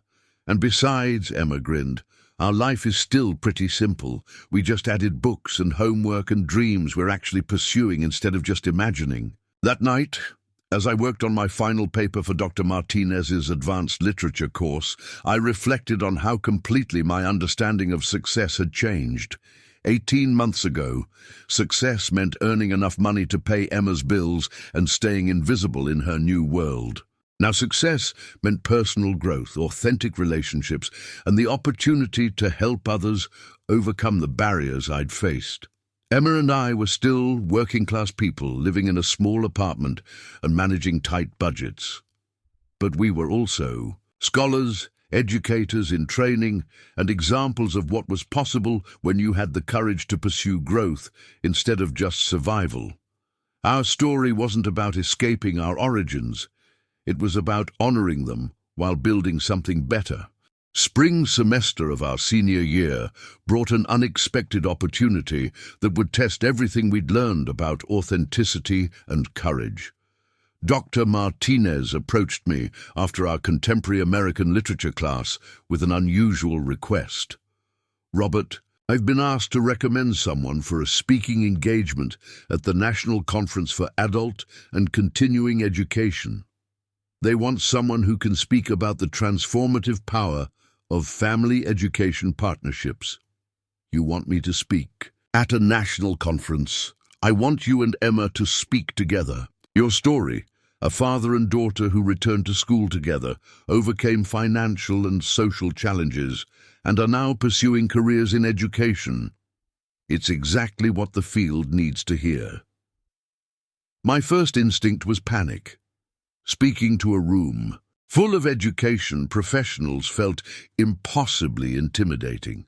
But then I thought about David, the mechanic who'd been convinced he wasn't smart enough for college, and Patricia, the nurse who'd thought she was too old to finish her degree. If my story could help other families see possibility instead of obstacles, maybe the discomfort would be worth it. "What do you think, Emma?" I asked that evening. "I think it's terrifying and important," she said. "Remember when I was afraid to tell my friends the truth about our family? This feels like the grown-up version of that moment. And how did that turn out?" It turned out that honesty was better than hiding, even when it was scary. We spent weeks preparing our presentation, titled "From Shame to Pride, a Father-Daughter Journey Through Higher Education." Emma focused on the student perspective, dealing with financial pressure, class differences, and the courage required to be authentic about your background. I spoke about the adult learner experience, overcoming intimidation, finding your voice in academic spaces, and discovering that education is a lifelong possibility. The conference was in Denver, our first trip together since Emma was a child. As we sat on the plane, reviewing our notes one final time, I marveled at how different this felt from our conflicts just 2 years earlier. "Dad, are you nervous?" "Terrified." "You?" "Same, but also excited. We get to tell people that families like ours belong in higher education." The conference center was enormous, filled with education professionals from across the country. Our session was scheduled for the second day, in a room that could hold 300 people. As we did our tech check, watching attendees file in, I felt the familiar flutter of imposter syndrome. "Emma, I whispered. What if we don't belong here? What if our story isn't sophisticated enough for this audience? Dad, remember what you told David when he was worried about writing papers? Our perspective isn't a weakness, it's our strength. Dr. Martinez introduced us warmly, highlighting our academic achievements and our work with Northwestern's adult learner program. Then it was our turn. Emma went first, speaking with a confidence and clarity that amazed me. 2 years ago, I was drowning in debt and shame, pretending to be someone I wasn't because I thought my authentic self wasn't good enough for higher education. I was wrong. The most important thing I learned in college wasn't from any textbook. It was that authenticity and hard work are more valuable than pretense and privilege. She talked about her year off to pay down debt, about learning to find pride in honest work, about discovering that her background gave her insights that enriched her education rather than limiting it. When it was my turn, I looked out at the audience, professors, administrators, policymakers, people who dedicated their careers to education. 18 months ago, I was convinced that education was for other people, younger people, smarter people, people who belonged in academic spaces in ways that I never could. I was driving for Uber 12 hours a day to pay my daughter's tuition, invisible in her world and invisible in my own. I talked about that first terrifying day in Dr. Martinez's classroom, about learning to trust my own insights, about discovering that my life experience wasn't something to apologize for, but something that gave me unique perspectives on literature. And learning. The most important thing I've learned is that education isn't about becoming someone different.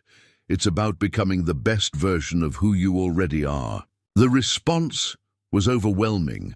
During the Q&A session, educators shared their own stories of imposter syndrome, their challenges in serving non-traditional students, their struggles to make higher education more accessible and welcoming. One woman raised her hand and said, "Your story gives me hope for my own adult students who are convinced they don't belong in my classroom. How do I help them see what you've learned to see? Help them understand that their life experience is data," I replied, "that their perspective matters, that they're not remedial students who need to catch up.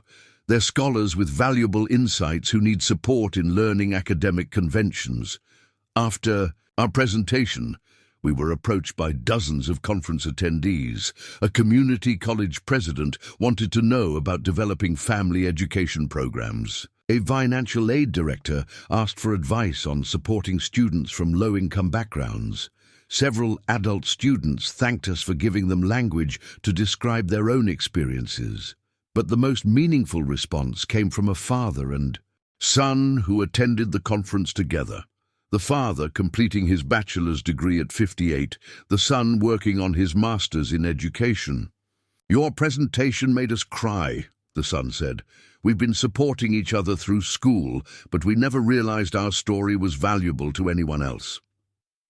"Every family's education story is valuable," Emma replied. "The more we share them, the more we normalize the idea that learning is for everyone." That evening, Dr. Martinez took us to dinner to celebrate. "You two were incredible today," she said. "You made abstract concepts about access and inclusion real and personal. That's the kind of advocacy the field needs." "It didn't feel like advocacy," I said. "It felt like sharing our truth. That's exactly what advocacy is, sharing your truth in ways that create possibility for others." On the plane home, Emma and I reflected on the conference experience. "Dad, do you realize what we just did? We stood in front of 300 education professionals and told them that working-class families belong in higher education. 2 years ago, I was ashamed to admit you were my father. Today, I was proud to share our story with the country. Emma, do you know what I realized during our presentation?" "What?" "That our story isn't unusual because we're special people. It's unusual because most families like ours don't get the chance to tell their stories. But there are thousands of parents and children out there navigating similar challenges."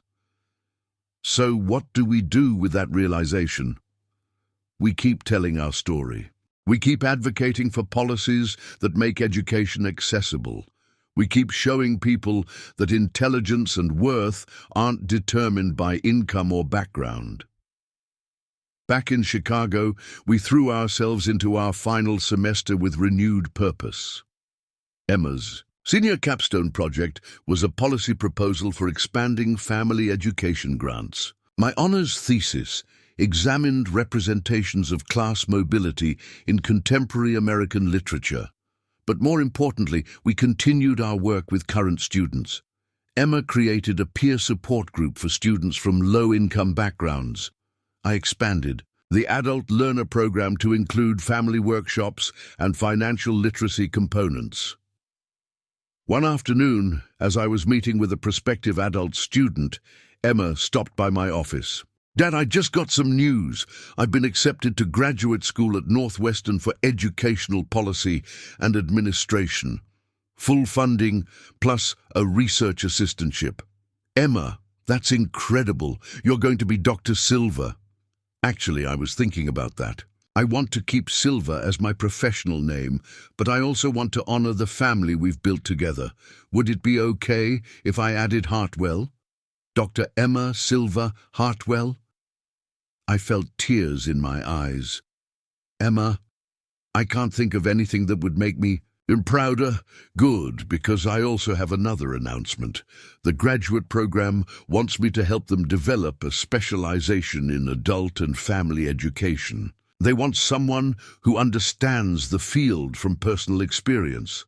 So we'll both be working in adult education. We'll both be working to help families like ours find their place in higher education." That evening, as we worked on our respective final projects at our kitchen table, I marveled at the journey that had brought us here. We'd started as a father and daughter, divided by shame and misunderstanding. We'd become partners, colleagues, advocates for the belief that education should be accessible to everyone willing to work for it. Our small apartment was still small, our budget was still tight, and we were still working-class people navigating middle-class institutions. But we were also scholars, educators, and living proof that families could transform themselves through learning and honesty. "Dad," Emma said, looking up from her laptop, "I love our life. Even the messy parts, even the struggles, especially the messy parts and struggles. They're what made us who we are." I looked at my daughter, soon to be Dr. Silver Hartwell, advocate for educational equity, and felt a profound sense of gratitude, not just for how far we'd come, but for the work we'd get to do together in making higher education more welcoming. For families like ours, our story was far from over. In fact, in many ways, it was just beginning. Graduation day dawned clear and bright, a perfect May morning in Chicago. Emma and I stood in our small apartment, adjusting each other's caps and gowns, both of us trying not to cry before the ceremony even began. "I can't believe we're actually doing this," Emma said, smoothing down my graduation stole. "2 years ago, you were driving me to campus, and I was too ashamed to acknowledge you. Today, we're graduating together. 2 years ago, I thought education was something I was too old for, too working class for, too late for. Today, I'm graduating with honors and starting a master's program in the fall." We'd both been accepted to graduate school. Emma for her PhD in educational policy, me for a master's in adult education and literacy. Northwestern had offered us both graduate assistantships, recognizing our unique perspectives and our success in working with non-traditional students. The graduation ceremony was held in the massive football stadium, with thousands of graduates and their families filling the stands. As we processed in with our respective schools, I caught sight of Emma in the education section, beaming with pride. In the crowd, I spotted familiar faces. Dr. Martinez, Dr. Peterson, Sheriff Brooks from Millbrook, who'd driven down for the ceremony, and several of the adult students I'd mentored over the past year, but the biggest surprise was seeing Miguel in the stands, holding a sign that read, "Proud of the Silva family." He'd flown in from California without telling us, determined to witness what he called the most important graduation ceremony in family history. When my name was called, Robert Silva, Bachelor of Arts in Literature, summa cum laude, the cheers from our section were deafening. Dr. Martinez had organized several of my fellow adult learners to attend, and they erupted in applause as I walked across that stage. As I shook hands with the dean and received my diploma, I thought about the journey that had brought me here. From a bitter, lonely Uber driver to a college graduate preparing for graduate school and a career in education. The piece of paper in my hands represented more than academic achievement. It represented transformation, resilience, and the courage to keep growing. Emma's name was called 20 minutes later. Emma Silva, Bachelor of Arts in Education, Magna, cum laude, Phi Beta Kappa. The pride I felt watching her cross that stage was overwhelming. This was the same young woman who'd been drowning in debt and shame just 2 years earlier, now graduating with honors and preparing to dedicate her career to helping other families navigate higher education. After the ceremony, we gathered with our supporters for photos and celebration. Miguel was the first to reach us, tears streaming down his face. "Robert, Emma, I am so proud of both of you," he said, embracing us both. "Mom and Dad would have been amazed to see this day. They would have been amazed that it took me 56 years to graduate from college," I laughed. "They would have been amazed that their son had the courage to change his life so completely," Miguel corrected, "and that their granddaughter turned her struggles into strength." Dr. Martinez approached us with a group of my fellow adult learners, including David the mechanic and Patricia the nurse, both of whom had thrived in their own programs. "Robert," David said, "I want you to know that watching you succeed gave me the confidence to apply for the teaching credential program. I start this fall. And I want you to know," Patricia added, "that your mentoring helped me believe I belonged in nursing school. I graduate next month." Dr. Peterson joined our group with exciting news. "Robert, Emma, I wanted to tell you that the Family Education Scholarship Program you both participated in has been expanded. Northwestern is creating an endowment to support working families pursuing higher education together. They're calling it the Silva Family Scholarship." Emma and I looked at each other in shock. "They're naming a scholarship after us." "After your story," Dr. Peterson clarified, "after what you've proven about the power of family partnerships in education. The first recipients will be a single mother and her teenage daughter who want to attend college together." That evening we held a small celebration in our apartment, the same small space that Emma had once been embarrassed to call home. Miguel, Dr. Martinez, and several close friends crowded into our living room, sharing stories and toasting our achievements. "Dad," Emma said, raising her glass of champagne, the first bottle we'd ever bought, "I want to make a toast." The room fell quiet. 2 years ago, I thought success meant hiding from where I came from. I thought dignity meant pretending to be someone I wasn't. I thought love meant protecting people from hard truths. She paused, looking directly at me. "You taught me that real success means being proud of where you come from while working toward where you want to go. That real dignity comes from honest work and authentic relationships, and that real love means having the courage to grow together, even when it's difficult." "To Dad," she continued, "who showed me that it's never too late to learn, never too late to change, and never too late to become the person you're meant to be." "To Emma," I replied, "who taught me that shame can be transformed into pride through honesty, that mistakes can become wisdom through reflection, and that the best families are built on truth and mutual respect." As our friends applauded and we embraced, I felt a profound sense of completion. Not because our journey was over, but because we'd learned how to face challenges together with honesty and courage. Later that night, after everyone had gone home, Emma and I sat on our fire, escape looking out over the Chicago skyline. Our diplomas lay on the kitchen table, symbols of achievements we'd once thought impossible. "Dad, what do you think Mom would say if she could see us now?" I thought about Maria, about the promise I'd made to give Emma everything. I think she'd say we kept our promise to her, but not in the way any of us expected. "What do you mean?" "She wanted me to give you everything, every opportunity, every advantage, every chance at a better life. I thought that meant money and status and hiding from our working-class background, but what we actually gave each other was something better." "What's that?" "The courage to be authentic, the skills to keep learning and growing, the knowledge that our worth isn't determined by our bank account or our zip code. And most importantly, the understanding that we're stronger together than apart." Emma leaned against my shoulder, and we sat in comfortable silence for a while. "So what happens next?" she asked finally. "Next, we start graduate school. We continue our work helping other families find their place in higher education. We keep learning, keep growing, keep proving that success looks different than what we were taught. And we stay a team, always a team. Partners in everything, learning, working, building a life we can be proud of." The next morning brought our first day as graduate students.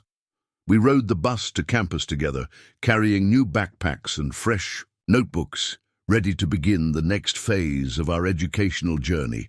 As we walked across the campus, where our relationship had nearly been destroyed by shame and secrecy, I marveled at how completely things had changed. Students and faculty greeted us warmly, knowing our story and respecting our achievements. We were no longer the embarrassed daughter and invisible father. We were Emma and Robert Silver, graduate students, educators, advocates for the belief that higher education should welcome everyone willing to work for it. "Ready for this?" Emma asked as we approached our respective buildings. "More ready than I've ever been for anything," I replied.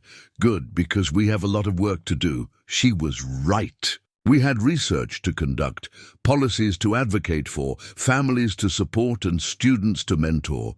We had master's degrees to earn and careers to build, and a scholarship program bearing our name to help sustain. But most importantly, we had each other. A father and daughter who'd learned that love means supporting each other's growth, that family means choosing to be honest, even when it's hard, and that education is most powerful when it brings people together instead of driving them apart. Our story wasn't ending with graduation. It was just beginning to show other families what was possible when you had the courage to learn and grow together.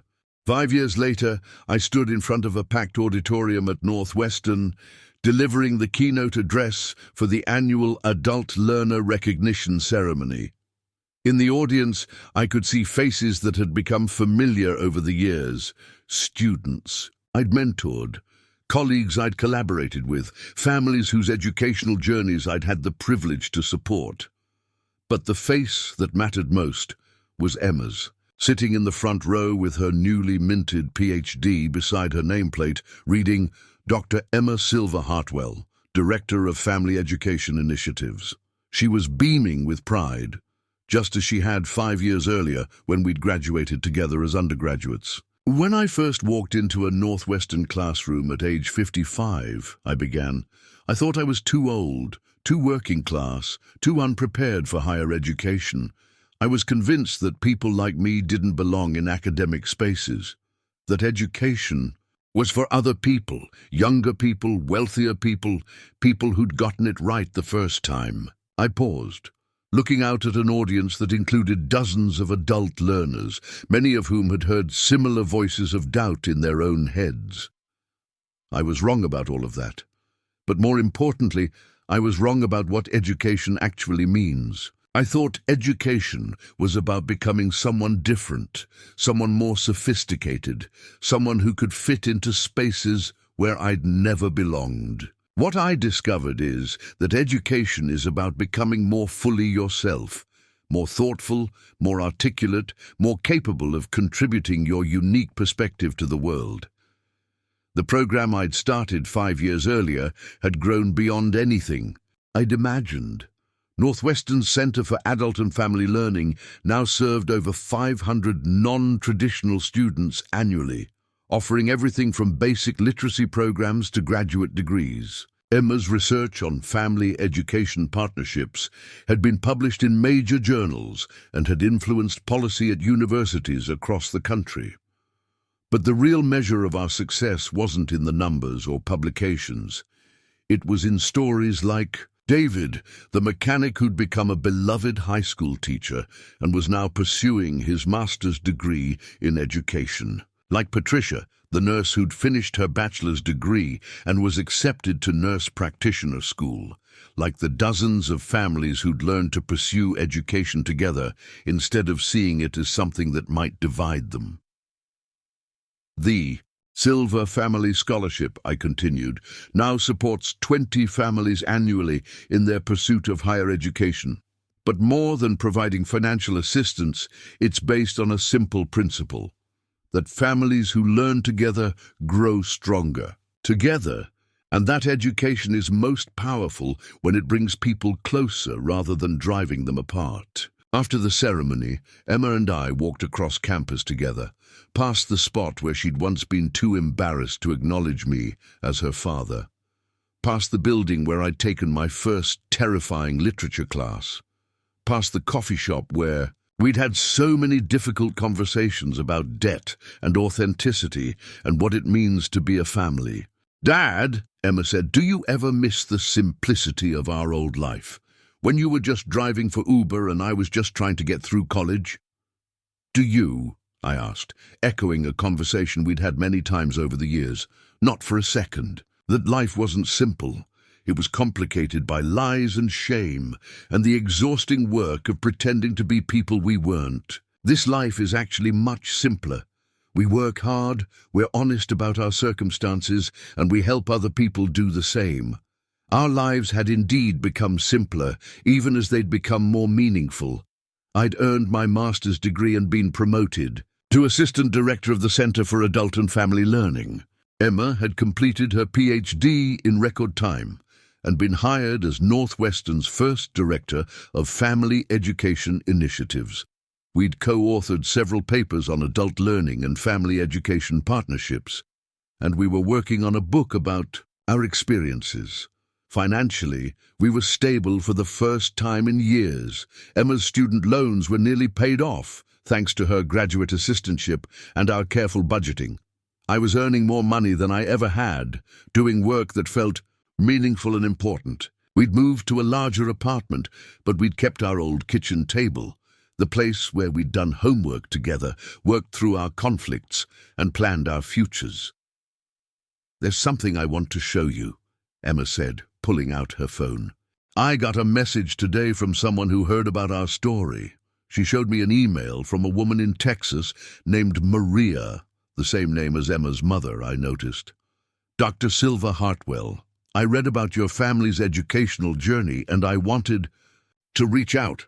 I'm a single mother working 2 jobs to support my teenage son, who's been accepted to college but is embarrassed by our financial situation. He doesn't want me at his orientation because he's ashamed of my accent and my work uniform. Your story gives me hope that we can work through this together. Could you recommend resources for families like ours?" "What did you tell her?" I asked. I told her that shame is just fear in disguise, and that the best way to overcome fear is with truth and courage. I sent her information about family education programs in Texas, but more importantly, I told her that her son's shame isn't really about her. It's about his own insecurity about belonging in college, and that the way through that shame is together, not apart. Did you tell her it would be easy? I told her it would be hard but worth it. I told her that the conversation her son is avoiding, the honest one about money and background and what it means to be a working-class family in higher education. That conversation might be the most important education either of them ever gets. That evening we had dinner with Miguel, who was visiting from California. At 60, he decided to take early retirement from his engineering job and was considering teaching high school math. "You two inspired me," he said over dessert. "Watching you both pursue education and meaningful work made me realize I wanted to do something that felt more connected to helping people. Teaching is a good choice," Emma said, "especially for someone with your background. Students need to see that success comes in different forms, that engineers and construction workers and Uber drivers all have valuable knowledge to share." "Speaking of which," Miguel said, "I have something to tell you both. I've been thinking about our family story, about how Dad worked in the factory his whole life and never had the chance to pursue education the way you two have. I want to do something to honor his memory." "What kind of something?" I asked. "I want to establish a scholarship fund in his name for adult learners who are the first in their families to pursue higher education, maybe at the community college level where people are just starting their educational journeys." Emma and I looked at each other, both of us touched by Miguel's idea. "That's beautiful," Emma said. "Abuelo would be so proud to know that his name would help other families pursue education." Later that night, as Emma and I cleaned up from dinner, she brought up something that had been on my mind as well. "Dad, we've been so focused on higher education, but I've been thinking about the families who aren't ready for college yet. The ones who need basic literacy support, financial literacy, help navigating systems that seem designed to exclude them. I've been thinking about that too. What if we expanded our program to include community-based education, not just campus-based in programs, but meeting families where they are, like a mobile education unit? Going into neighborhoods, offering workshops at community centers, partnering with libraries and churches." Exactly. Making education accessible to people who would never consider walking onto a university campus.